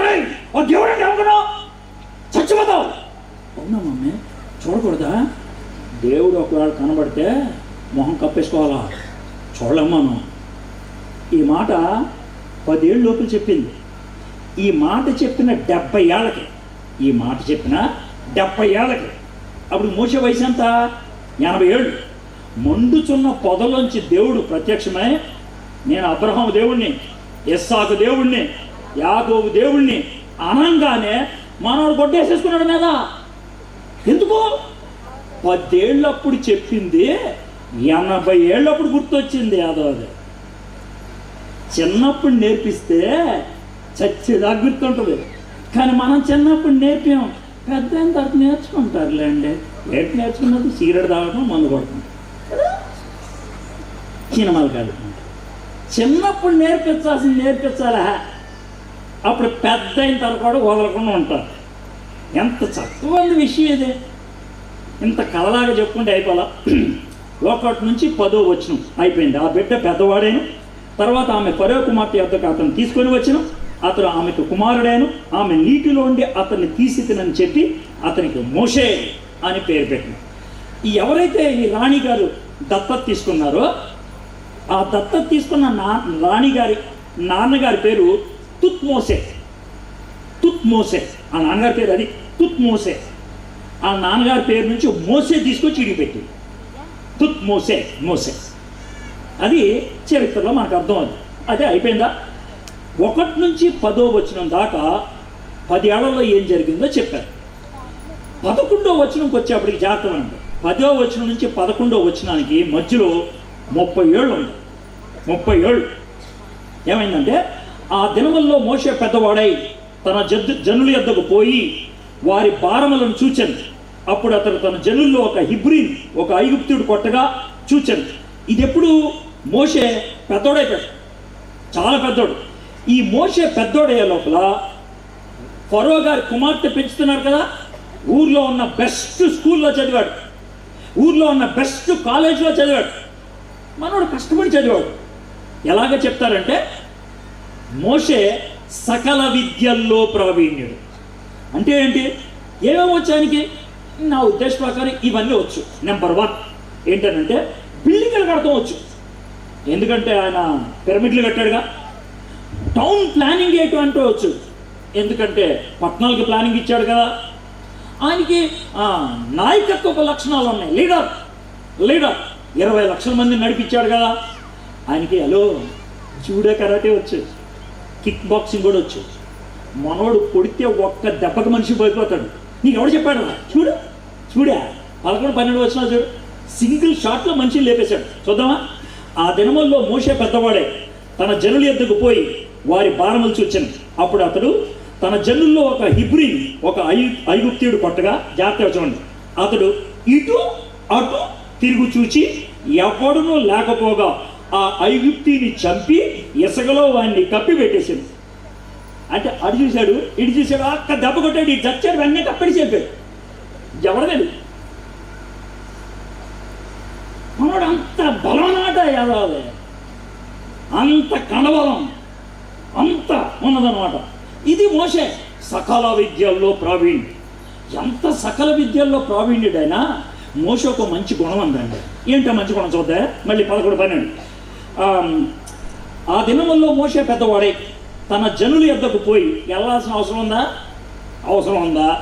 మనవాడు కోటలో ఉండేవాడు, మనవాడు రథాల మీద తిరిగేవాడు, ఆ కంపు కొట్టుకుంటూ ఆ ఇటుకలతో పనిచేసేవాళ్ళు, ఆ పెంట్లో పనిచేసేవాళ్ళు, ఆ బురదలో పనిచేసేవాళ్ళు అలా చూడాల్సినంత అవసరం ఉందా? ఎందుకు వెళ్ళాల్సి వచ్చింది? చూడండి, పైగా ఉంది, తన జనుల యొద్దకు పోయి వారి భారములు చూచాను. అంటే మోషేకి ఒక మంచి గుణం ఉంది. వీళ్ళు నా ప్రజలు, నేను కోటలో ఉన్నంత మాత్రాన వీళ్ళని మర్చిపోలేను, నేను ఉన్నతమైన స్థానంలో ఉన్నంత మాత్రాన వీరి గురించి నేను పట్టించుకోకుండా ఉండలేను. మనసున్న మనిషి అండి మోషే. చూస్తే అర్థమైపోతుంది అవ్వదు. అందుకే పరిశుద్ధాత్ముడు రాయిచాడు. మోషే రాస్తాడు, రాయ్ నీకు భారం ఉందా? ఉందండి. అప్పుడు రాయ్ నువ్వు వాళ్ళ బాధలు చూడటానికి వెళ్ళావుగా. అవునండి, బాధలు చూడ రాయ్ నీ గురించి అది తెలియాలి ప్రజలకే. రాయ్ పరిశుద్ధాత్ముడు రాయిపించాడు అలా. సరే, అప్పుడు అతను తన జనుల్లో ఒక హిబ్రీని ఒక ఐగుప్తీయుడు కొట్టగా చూచాను. అతడు ఇటు అటు తిరిగి చూచి ఎవడని లేకపోగా ఆ ఐగుప్తిని చంపి ఇసుకలో వాడిని కప్పిపెట్టను. అంటే మోషేకి అన్యాయం చూస్తే తట్టుకోలేడు, కోపం ఎక్కువ, పాపాన్ని చూస్తే తట్టుకోలేడు. ఎవడైనా సరే ఆడు అన్యాయం చేసేవాడు ఎవడైనా సరే అంటే తట్టుకోలేడు. సరే వదిలే, తర్వాత ఏం జరిగిందో చూద్దాం. 13వ వచనం. మరునాడు అతడు బయట నడిచి వెళ్ళుచుండగా హిబ్రీలైన మనుషులిద్దరూ పోట్లాడుచుండ్రి. ఇప్పుడు గేమ్ మారింది. ఇందాకేమో వాడు హిబ్రీయుడు, ఒకడు ఐగుప్తీయుడేమో హిబ్రీయుడి మీద విచిత్రంగా ప్రవర్తిస్తుంటే ఐగుప్తీని లేపేశాడు. సింగిల్ దెబ్బతో మనిషిని లేపేసేవాడు. వీడు ఒక చిన్న మాట అన్నాడు, నిన్న ఆయన చంపినప్పుడు నేను చూశాను. ఎలా చూశాడు వీడు? ఎలా బయటపడిపోయింది ఈ విషయం? చబాబోయ్, నేను ఎప్పటికీ తెలియదు అనుకున్నాను. అప్పటికి అటు ఇటు చూశానా, ఎవరు లేడు ఆ టైంలో. వీడికి విషయం ఏం జరిగింది? ఓకే, వీడికి ఎలా తెలిసింది అని టెన్షన్ పడిపోయాడు. అయితే జాగ్రత్తగానండి, ఇక్కడ నేను ఒక మాట చూడదలుచుకున్నాను. ఈ సంగతి బయలుపడింది అనుకొని భయపడింది. ఏం పడ్డాడు? భయపడ్డాడు.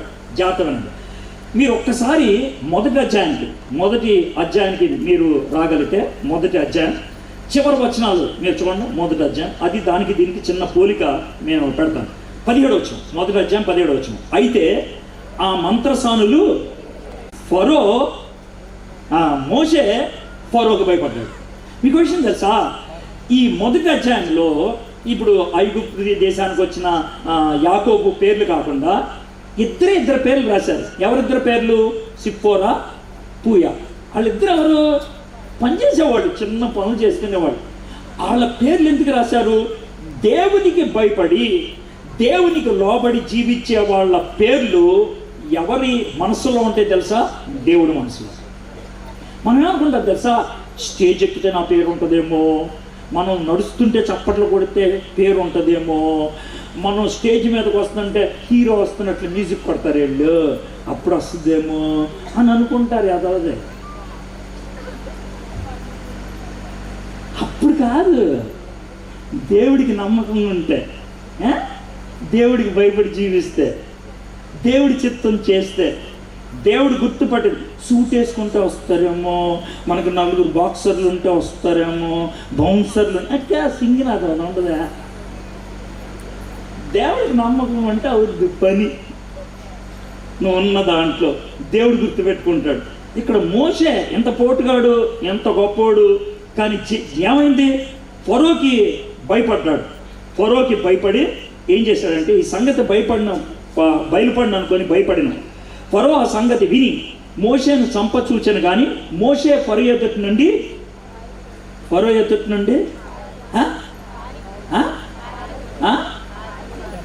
ఏంటిది పారిపోవటం? ఎదవది. కాబోయే ఫరో నెంబర్ 2, ఐగుప్తి రాజ్యంలో నెంబర్ 2 పారిపోయాడు.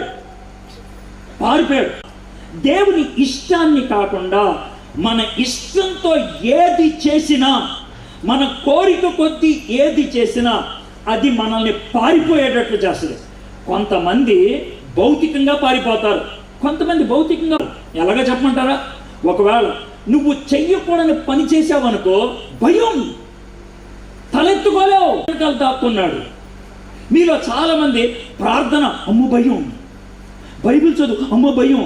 బైబిల్ చదవటం అంటే ఏంటి? దేవుడు మాటలు చదవడం కాదా? ప్రార్థన చేయటం అంటే ఏంటి? దేవుడితో మాట్లాడటం కాదా? దేవుడితో మాట్లాడతాను నీకు భయం అంటే నువ్వు ఏదో పని చేసావనేగా. దేవుడు మాట్లాడటానికి ఇష్టపడలేదని అంటే నువ్వు ఏదో పని చేసావనేగా. దేవుడికి భయపడి మనం బతికితే లోకంలో దేనికి భయపడాల్సిన అవసరం లేదు. లోకంలో దేనికైనా భయపడ్డావంటే నువ్వు ఉండలేదు. సరే, పారిపోయి ఏం చేశాడు? పారిపోయి మిద్యాను దేశంలో నిలిచిపోయి ఒక బావి వద్ద కూర్చోండి. హలో, ఆయన పారిపోయి ఎక్కడి నుంచి పెటాపురం కాదు వెళ్ళింది, అర్థమైందా? పక్కూరు కాదు వెళ్ళింది, ఆయన పక్క దేశం యాదవ్. చాలా దూరం వెళ్ళిపోయాడు. అంటే వాళ్ళు ఉన్న ఊరి దగ్గర నుంచి విశాఖపట్నం దాటి వెళ్ళిపోయాడు. అంత దూరం వెళ్ళి బాగా దాహం వేసి ఉంటుంది. ఓ బావి పక్కన కూర్చున్నారు. ఎవరినో వచ్చి నీళ్లు తాగితే నీళ్లు అది ఇస్తారనేసి కూర్చున్నారు. అయితే ఇక్కడ చూడండి, సీన్ అదిరిపోద్దే, సూపర్ ఉంటుంది, బాగా అనిపిస్తుంది. మిద్యాని యాజకునికి 7 కుమార్తెలు ఉండరు. వారు వచ్చి తమ తండ్రి మందను పెట్టుటకు నీళ్లు చేది తొట్లను నింపుచుండగా మంద కాపర్లు వచ్చి వారిని తోలివేసిరి. అప్పుడు మోషే లేచి, హీరో అన్నాడు,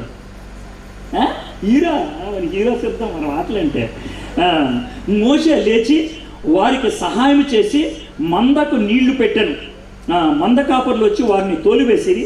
అప్పుడు మోషే లేచి వారికి సహాయం చేసి మందకు నీళ్లు పెట్టాను. అంటే ఏం చేశాడు దశ? వీళ్ళు పాపం 7 అమ్మాయిలు, అంటే వరుసగా ఉండుంటారు. పెద్ద అమ్మాయి 32 ఏళ్ళు, రెండో అమ్మాయి 28, మూడో అమ్మాయి 26, నాలుగో అమ్మాయి 22, ఆ తర్వాత అమ్మాయి 20, ఆ తర్వాత అమ్మాయి 18 వరుసగా ఉండుంటారు. వాళ్ళు వచ్చేసి నీళ్లు మోస్తా ఉంటే మగవాళ్ళు వచ్చేసి మీద పడి ఉంటాడు. మనోడు సినిమా హీరోలు వేసినట్టు చవాట్నం కొట్టేసి అందరూ వెళ్ళిపోయిన తర్వాత గబగబా కింద నుంచి నీళ్ళు తీసుకొస్తాం, ఎక్సలెన్సీ అలాగనమాట. రెగ్యువల్ అని పేరు. రెగ్యువల్ మీదకు వచ్చినప్పుడు అతడు నేడు మీరెంత త్వరగా ఎట్లు వచ్చి తిరండి. అందుకు వారు, డాడీ 7 అమ్మాయిలు కదా, 7 అమ్మాయిల్లో ఎవరు మాట్లాడతారు మీరు చెప్పండి నాకు ఒకసారి. మీ ఉద్దేశం 7 అమ్మాయిలు కదా, ఎవరు మాట్లాడతారు? పెద్దమ్మాయి మాట్లాడుతుంది. ఎందుకంటే బాధ్యత. ఏంటమ్మా ఇంత త్వరగా వచ్చేసేనంటే ఎలా అయిపోయింది పని? డాడీ చెప్పమ్మా. డాడీ ఏమైందంటే చెప్పమ్మా. డాడీ ఎప్పుడులాగా వాళ్ళు వచ్చారు డాడీ. వస్తే ఒక ఆయన వచ్చాడు డాడీ, ఒక కంట్లోనే డాడీ అయిందే, సూపర్ తెలుసా, 6 ప్యాక్ బాడీ, ఖతర్నాకున్నాడు డాడీ. వచ్చాడు డాడీ. ఏమైంది? వచ్చి ఒక్క కొట్టు కొడితే మొత్తం తెలిపాడు డాడీ. అసలు ఏం ఫైట్ తెలుసా? తర్వాత ఏమైంది? తర్వాత డాడీ బావిలోకి వెళ్ళిపోయి 2 బకెట్లతో టకటక నీళ్లు మోసేసి తొట్లన్నీ టకటక నింపేశాడు డాడీ. మేము అలాగే చూస్తూ ఉండిపోయాం. అప్పుడు చూద్దాం, అది చదివితే బాగుంటుంది. మీరు చెప్పారు, మీరు అలా చూస్తూ ఉన్నారు, అదో చదువుతాం. ఓకే. అందుకు వారు, ఐగుప్తుడు అప్పుడు మందకాపురులో చేతిలో నుండి మమ్మల్ని తప్పించి వడిగా అంటే తెలుసా, స్పీడ్గా వడిగా నీళ్లు చేది మన మందకు పెట్టిననగా. ఏమ్మా గుర్తుందా లేదా? అదేంటాడు, అంత సేవ చేసినోడికి, అంత సాయం చేసినోడికి పంపించేశారా? వెళ్ళండి అలాగే తీసుకురండి, కనీసం ఫుడ్ అయినా పెట్టినాడికి అంటే. అలాగే డాడీ అని పరిగెట్టుకు వెళ్ళిపోయినాడు. అతను తన కుమార్తెలతో, అతను ఎక్కడ ఆ మనిషిని ఎలా విడిచిపెచ్చింది, భోజనంకి అతను పిలుచుకొని రండి అని. ఇక వెళ్ళి ఉంటారు 7 మన మోషేతో ఎవరు మాడతారు ఇప్పుడు? పెద్దవాడే. ఏం పేరు? శివరా. అర్థమైందా అండి? చెప్పమ్మా మీ పేరు? మోషే. అదే మోషే గారు మా నాన్నగారు రమ్మని. ఎందుకు? అట్లా కాదండి, భోజనానికి అంటావు. సార్ మాది ఐగుప్తు దేశం సార్. నువ్వు ఐగుప్తులాగా లేవే? అదే లేదులేండి సార్, నేను హిబ్రూని, అక్కడ ఉంటున్నాను. ఓహో అవునా, నువ్వేం చదువుకున్నావు? ఏదో చదువుకున్నానులేండి. ఈ చదువుకున్న డిగ్రీ అని చెప్తే మర్యాద పోద్ది కదా. ఏదో చదువుకున్నాను. ఏ ఉద్యోగం చేసేవాడి? నేను ఫరో గారి ఇంట్లో ఉన్నానంటే పరుగు పోద్ది, అందుకనే ఏదో ఉండేవాడిలేండి. ఎందుకు వచ్చేసావు? అది ఏదో చిన్న గొడవైంది సార్, ఇప్పుడు అలా వెళ్ళటానికి అవ్వదు, నన్ను చంపడానికి చూస్తున్నారు, అందుకే పారిపోయి వచ్చేసాను. అవునా, నీకు ఇల్లు ఏమన్నా ఉంది ఇక్కడ? లేదు సార్. మరి నీ చుట్టాలు ఎవరైనా ఉన్నారా? లేదు సార్. మరి ఎట్లాగా? ఏమో సార్, దేవుడే చూసుకుంటాడు. రావా మా ఇంట్లో ఉంటావా? అలాగే సార్. ఇక 4-5 రోజులు తిరుగుని ఉంటాడు. బాబు బాగున్నా నమ్మకంగా? అమ్మా సిప్పారట, ఈ కుర్రోడు నీకు నచ్చాడా? డాడీ అదేనమ్మా చెప్పమ్మా, ఈ కుర్రోడు నీకు నచ్చాడా? డాడీ మీరు ఎట్లా అంటే అట్లా. బాబు మా అమ్మాయి పెళ్లి చేసుకుంటావా? అలాగే సార్. నాకు ఈ స్టోరీలో నచ్చేది ఏంటి తెలుసా? మోషే పుట్టక ముందు యాకోబుని, అమ్రాముని, మిరియాముని మోషే ఆ మనుషులతో సమ్మతించను. అతడు తన కుమార్తె అయిన సిప్పోరాను మోషేకి ఇచ్చను. ఆమె ఒక కుమారుని కనినప్పుడు మోషే, నేను అన్య దేశంలో పరదేశినై ఉంటుని అనుకొని వానికి గెర్షోము అని పేరు పెట్టినాడు. మోషే వాళ్ళ ఊరు మర్చిపోయాడా? మర్చిపోవాలి. మోషే వాళ్ళ దేశం మర్చిపోయాడా? మర్చిపోలా. మోషే తన బాధ్యత మర్చిపోయాడా? మర్చిపోలా. అది మర్చిపోకూడదని కొడుకు ఏమని పేరు పెట్టాడు తెలుసా? గెర్షోం. రోజు అరే గెర్షోము అనంగానే ఏమనిపిస్తుందా? అరే మోషే నువ్వు పరదేశి. అరే గెర్షోము, అరే నువ్వు మోషే పరదేశి. అరే గెర్షోము, అరే ఇది నీ ఊరు కాదు. ఈయన పిలిచినప్పుడల్లా రోజుకి 10 సార్లు పిలుస్తాడేమో గెర్షోం అని. 10 సార్లు ఆయన గుర్తొచ్చేదేం తెలుసా? ఇది మన దేశం కాదు, ఇది మన ఊరు కాదు, దేవుడు ఇక్కడికి తీసుకొచ్చి పెట్టాడు. మొదటి 10 వచనాల్లో దేవుడు సానుకూల పరిస్థితుల్లో మోషేని పెంచాడు. 10వ సంవత్సరం దాకా అమ్మ దగ్గర, 40వ సంవత్సరం దాకా ఫరో కోటలో. ఆ తర్వాత బుద్ధిమాలిన పని చేశాడు మోషే. ఈ బుద్ధిమాలిన పని చేస్తే దేవుడు మిద్యాన్ని తీసుకెళ్ళి ఒంటరిగా ఉంచి అక్కడ పాఠం నేర్పించాడు. అయితే ఒక మాట చెప్తాను చూడండి. మొదటి 10 వచనాల్లో మోషేకి బోర్డు విద్యలు నేర్పిస్తే 11వ వచనం నుంచి ఇక్కడ దాకా మనం చూస్తే 22వ వచనం దాకా మనం చూస్తే ఒకే ఒక పాఠం నేర్పించాడు. ఏంటి ఆ పాఠం? దేవుడి మీద ఆనుకోవటం. సకల విద్యలు పబ్లిక్గా నేర్పించాడు, దేవుడి మీద ఆనుకోవటం ప్రైవేట్గా నేర్పించాడు. సార్, దేవుడి మీద ఆనుకోవటం అంత ప్రాముఖ్యం అంటే మీకు సరదాగా ఒక మాట చెప్తాను. మా ఇంటికి పెద్దవాళ్ళు ఎవరు వచ్చారండి, ఏమండి ఈ మధ్యనే వాషింగ్ మిషన్ కొన్నా. అవునా? చాలా మంచిది సార్. వాషింగ్ మిషన్ ఏం కర్మ, మిక్సీ కూడా కొన్నా. అబ్బా సార్, గ్రైండర్ కూడా కొన్నా. అబ్బో సార్, పెద్ద ఎల్ఈడి టీవీ కొన్నా. ఆహా బాగుంది సార్. ఏసీ కూడా కొన్నా. అబ్బో చాలా వచ్చేసినాయి డబ్బులు. మరి ఎట్లా బాగున్నా సార్? ఇవన్నీ కొన్నాను కానీ ఇంటికి కరెంటే లేదు సార్.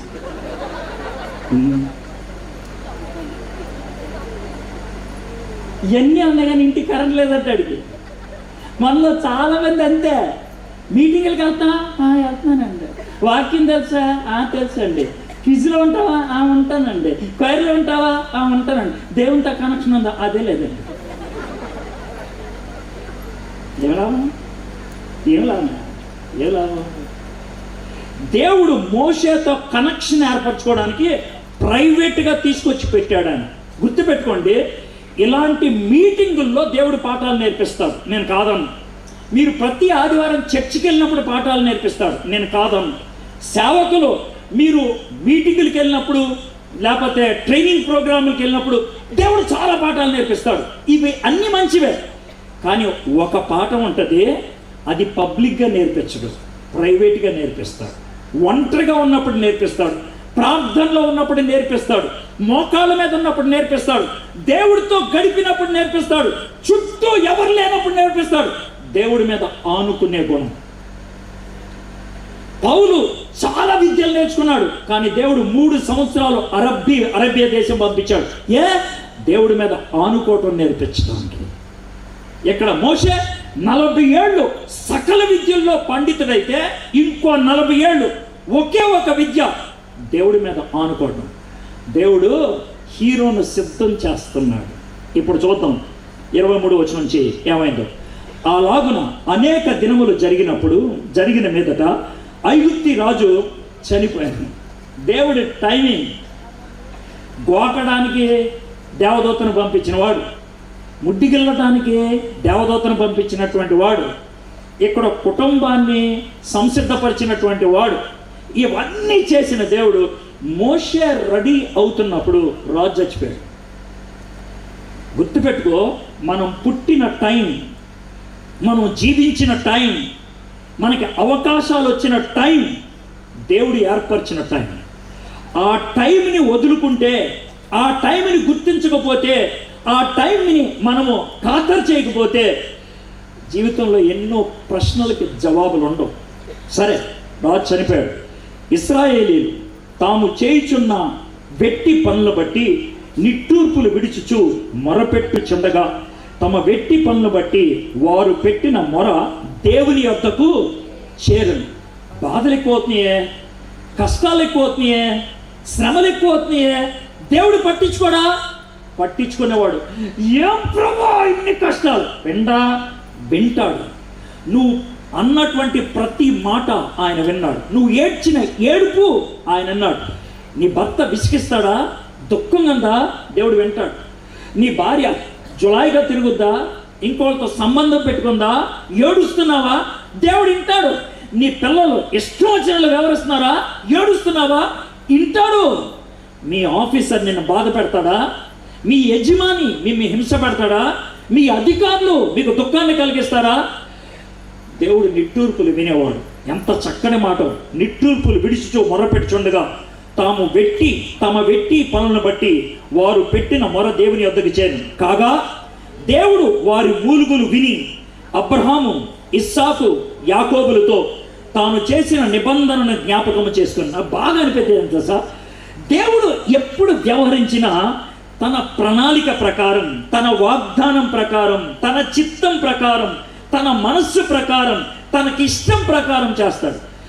ఎప్పుడైతే మన ప్రార్థన తన ఇష్టాన్ని చేరుతుందో, మన ప్రార్థన ఆయన వాగ్దానాన్ని చేరుతుందో, జవాబు వడిగా వస్తుంది. అందుకే చాలామంది చెప్పే మాట ఏంటంటే సార్, బైబిల్ చదువు దేవుడిచ్చిన వాగ్దానాలు ఎందుట్లో ఉంటాయి, దానికి అనుగుణంగా ప్రార్థించే దేవుడు వెంటనే జవాబిస్తాడు.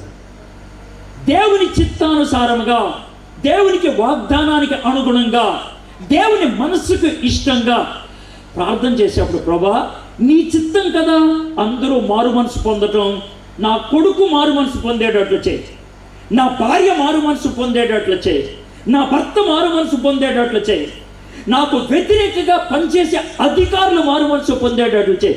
అడుగు. దేవుడు జవాబు చేయడా? ఇవ్వడా? ఇస్తాడు. దేవుడు అబ్రహాముకి, ఇస్సాక్కి, యాకోబులతో తాను చేసిన నిబంధన జ్ఞాపకం చేసుకుని దేవుడు ఇశ్రాయేలును చూచెను, దేవుడు వారి యందు లక్ష్యం ఉంచెను. ఈ రాత్రి దేవుడు నన్ను చూస్తున్నాడా? దేవుడు మా కుటుంబాన్ని గమనిస్తున్నాడా? దేవుడు మమ్మల్ని లక్ష్య పెడుతున్నాడా? దేవుడు మా బాధని దగ్గరుండి గమనిస్తున్నాడా? దేవుడు ఏమన్నా చేస్తాడా? ఇది మీకున్న ప్రశ్న అయితే ఈ 2వ అధ్యాయంలో ఎంత చక్కటి జవాబుతో ముగిస్తున్నాడో చూడండి. మొదటి అధ్యాయం అంతానికి వచ్చేప్పటికే పుట్టిన ప్రతి కొడుకుని చంపేయండి అని అంటే, 2వ అధ్యాయం చివరికి వచ్చేప్పటికి దేవుడు లక్ష్య పెట్టేటువంటి వాడయ్యాడు. ఈలోగా ఏం జరిగింది? ఈ 80 సంవత్సరాల్లో మోషే పుట్టాడు. పుట్టక ముందు కుటుంబాన్ని సిద్ధపరిచాడు, పుట్టిన తర్వాత ఫరో కుమార్తెను సిద్ధపరిచాడు, పారిపోయిన తర్వాత మిద్యానులో ఒక కుటుంబాన్ని సిద్ధపరిచాడు. మోషే తప్పే చేశాడు. మోషే పారిపోవటం తప్పే. తప్పు చేసినప్పుడు దేవుడు కొట్టి పడేశాడా? తప్పు చేసినప్పుడు అయిపోయిందిరా ఇది అని అనుకున్నాడా? తప్పు చేసిన వాడిని కూడా వెనక్కి తెచ్చుకోవడానికి ఇష్టపడలేదా? ఆ తప్పులో కూడా దేవుడు ఒక పాఠాన్ని నేర్పించడానికి ఇష్టపడలేదా? కరెక్టే.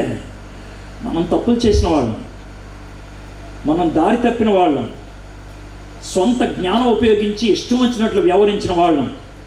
ప్రభువుని క్షమించమని అడుగుదాం. ప్రభా నాకు నేర్పించాల్సిన పాఠాలు నేర్పించు ప్రభా. నువ్వు పాఠాలు నేర్పిస్తే నేను నీకు ఉపయోగపడేటువంటి వ్యక్తిని అవుతాను. ఈ మోషే జీవితాన్ని చూసినప్పుడు నా గురించి చిన్న మాట మీకు చెప్పాలనిపించింది. ప్రతి ఒక్కరికి ఒక స్టోరీ ఉంటుంది, వాళ్ళ యొక్క జీవితం. మీకు కూడా ఒక స్టోరీ ఉంటుంది. ఇప్పుడు దాకా నువ్వు బతుకున్నావంటే నీ జీవితంలో చాలా అద్భుతాలు జరిగి ఉండొచ్చు.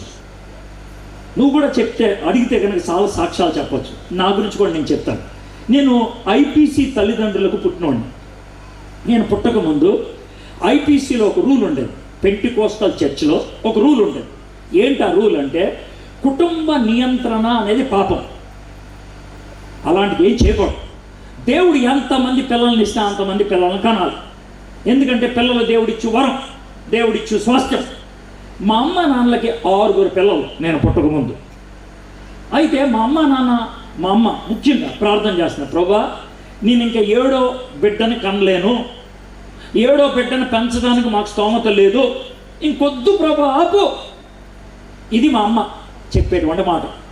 కానీ గర్భవతి అయింది, ప్రార్థన చేయడం మొదలుపెట్టింది. వద్దు ప్రభా, ఇంకొద్దు, ఆ కడుపులో ఉన్నది బాబో పాప నాకు తెలియదు, వద్దు నాకు. 3వ నెలలో మా అమ్మకి కలలో దేవుడు మాట్లాడాడంట, నీకు పుట్టేది బాబు, ఆ బాబుని నా కోసం పెంచు. పెద్ద ఖాతరు చేయలేదు, పెద్ద పట్టించుకోలేదు. 9వ నెల వచ్చింది. ఇంకో వారం 10 రోజుల్లో ఈమె కాన్పు అవుతుంది. ఆ టైంలో మా 2వ అక్క, 3వ అన్న, ఇద్దరు కూడా సిక్ అయ్యారు. బాగా టైఫాయిడ్ వచ్చింది. ఆ టైఫాయిడ్ వచ్చినప్పుడు మా ఊర్లో తిలక్ గారనే పెద్ద డాక్టర్, ఎంపీగా పోటీ చేశాడు తర్వాత ఏలూరు నియోజకవర్గానికి. ఆయన పిలుచుకొచ్చారు. సాయంత్రం 8:30కి ఇంటికి వచ్చి ఆయన చూసి, అమ్మా రేపు పొద్దున్న 5 గంటలకి ఈ బాబు ఈ పాప బతుకుంటే నా దగ్గర తీసిరండి, చచ్చిపోతే పాతెట్టేసుకోండి. ఆ మాటలు ఆయన ఉద్దేశం అంటే రేపు పొద్దున్న దాకా కూడా ఉండరేళ్ళు అని. మా అమ్మ చాలా దుఃఖపడింది. 4 గంటలకు ఎందుకో ఇది గుర్తొచ్చి ప్రార్థన చేసిందంట, ప్రభా వీళ్ళిద్దరూ చచ్చిపోయేటట్లున్నారు, నువ్వు ఇంకో బిడ్డనిస్తాను, నా కోసం పెంచన్నావు, కొడుకు అన్నావు ప్రభా, ఒకవేళ నేను ఖాతరు చేయనందుకైతే నన్ను క్షమించు ప్రభా, ఆ బిడ్డను నీకు పెంచుతాను. అయితే నువ్వు నా ప్రార్థన విన్నావంటానికి 5 గంటలకి వీళ్ళిద్దరికీ జబ్బు తగ్గిపోవాలి. 5 గంటల ఇద్దరికి చల్లబడిపోయింది ఒళ్ళు. చాలా గొప్ప ఆనందం వచ్చింది. ఆ తర్వాత నేను పుట్టాను. నేను పుట్టినప్పుడు మా నాన్నగారికి చెప్పిందంట, ఏమండి ఇది పరిస్థితి అని. మా నాన్నగారు కూడా అంగీకరించారు. వాళ్ళకు ఉన్నటువంటి నమ్మకాన్ని బట్టి 8వ రోజు ఏలూరులో ఉన్న ఐపీసీ చర్చ్కి నన్ను తీసుకెళ్ళారు. చర్చ్కి మొదటిసారి. ఆ రోజు తెలియదు ఎవరికే. ఆ రోజు పిఎల్ పరంజ్యోతి గారు వచ్చారు చర్చ్కి. అయ్యగారు, ఈ బాబుది 8వ రోజు, ప్రార్థన చేయండి సార్, ఈ బిడ్డను దేవుని పరిచయంలో వాడాలనుకుంటున్నాం, పంపించాలనుకుంటున్నాం అంటే ఆయన చేతిలో పట్టుకొని అన్నాడంట, అమ్మా ఈ బాబుని చూస్తుంటే ఇర్మియా గుర్తొస్తున్నాడమ్మా. ఇర్మియా గర్భంలో రూపింపబడక మునిపోయిన నేను ఏర్పరచుకున్నాను, ఆ మాట నాకు గుర్తొస్తుంది ఆయన చెప్పి మా అమ్మ చేతిలో పెట్టాడు. ఇంకొక ఆమె అప్పుడే లేచి ఆమె ప్రవచనాత్మకంగా ప్రార్థన చేసిందంట, ఈ వ్యక్తిని నాయకుల ముందు, రాజుల ముందు నేను నిలబడతాను. కానీ మా అమ్మ నాన్న ఎవ్వరికీ చెప్పలేదు, నాకు కూడా చెప్పలేదు. నేను ఇంజనీరింగ్ చదువుకున్నాను. 2-3 సార్లు అయిపోయిన తర్వాత మమ్మీ నేను బైబిల్ కాలేజ్కి వెళ్తా, చేయనవే ఉద్యోగం చేయి అని అన్నారు. నేను ఉద్యోగం చేస్తూ, డాడీ నాకు ఉద్యోగం చేయబుద్ధి అవ్వట్లేదు, పరిచయం డాడీ పౌలు ఉద్యోగం చేయలేదురా, పౌలు డేరాలు కొట్టుకోలేదా, వాళ్ళ చేతులు ఏడు చేతులు చాపి అడుగుతావా, కష్టపడుకొని చేయి అని అన్నారు. నా 25వ పుట్టినరోజుకి 2 వారాల ముందు 7 పేజీలు ఉత్తరం రాశాను మా అమ్మా నాన్నకి. నాకు చాలా కష్టం అనిపిస్తుంది, మిమ్మల్ని నేను కాదనలేను, ప్రభు మాట కూడా కాదనలేను అని రాస్తే ఇంకా మర్చిపోయాను. నేను 2 వారాల తర్వాత నా పుట్టినరోజు టెలిగ్రామ్ వచ్చింది. నన్ను ఏమనుకుంటాం, హ్యాపీ బర్త్డే అని వస్తుంది అనుకొని చింపాను. కొంచెం నిరాశలో ఉన్నాను. ఉత్తరం చూస్తే షాకింగ్ అనిపించింది. మా నాన్నగారు రాశారు, if God is calling you into his ministry, who am I to stop you. దేవుడు నిన్ను తన పరిచర్యలో పిలుస్తుంటే నేనెవనరా నిన్ను ఆపడానికి డాడీ. 2 రోజులాగా తర్వాత సెలవు పెట్టుకొని ఇంటికి వెళ్ళా. మమ్మీతో మాట్లాడుతూ నాకు ఇష్టం. మమ్మీ డాడీ ఎలాంటి టెలిగ్రామ్ ఇచ్చారంటే, కూర్చోరా కూర్చో అని అప్పుడు చెప్పడం మొదలుపెట్టింది. నువ్వు పుట్టక ముందు జరిగింది ఇదిరా, పుట్టిన 8వ రోజు చేసిన మాట ఎదురా. మమ్మీ మరి 4 ఏళ్ల క్రితం బైబిల్ కాలేజ్కి వెళ్తాన్నాను, వద్దన్నావు. 2 ఏళ్ల క్రితం పరిచయకి వెళ్తాను, వద్దన్నావు. ఎందుకు మమ్మీ? రేయ్, నువ్వు ఉద్రేకంగా నిర్ణయం తీసుకొని వెళ్ళిపోకూడదు. బాధ్యత అంటే ఏంటో తెలుసుకోకుండా వెళ్ళకూడదు. నీ కాళ్ళ మీద నిలబడతాం అంటే ఏంటో తెలుసుకోకుండా వెళ్ళకూడదు. నువ్వు సింగారం చేయకూడదు, పరిచయం చేయాలి. సరే మమ్మీ చేస్తా, ఎవరు అడిగినా వెళ్ళు, ఎక్కడికి పిలిచినా వెళ్ళు, ఎంత ఇస్తామని అడగొద్దు, ఎంతమంది ఉంటారని అడగొద్దు, ఎక్కడికి నిలబో, పరిచయం చేయి. మా మమ్మీ చేతిలో చేపెట్టి సరే మమ్మీ అన్న. ఈరోజు దేవుడు నన్ను ఇలా వాడుకుంటున్నాడు. నాకు స్టోరీ ఉంది, నాకు గతం ఉంది. చప్పట్లు కొట్టద్దు. మరి మీ పరిస్థితి ఏంటి? నా గురించి మీరు చప్పట్లు కొడుతున్నారు, మీ గురించి నాకు చప్పట్లు కొట్టాలని ఉంది.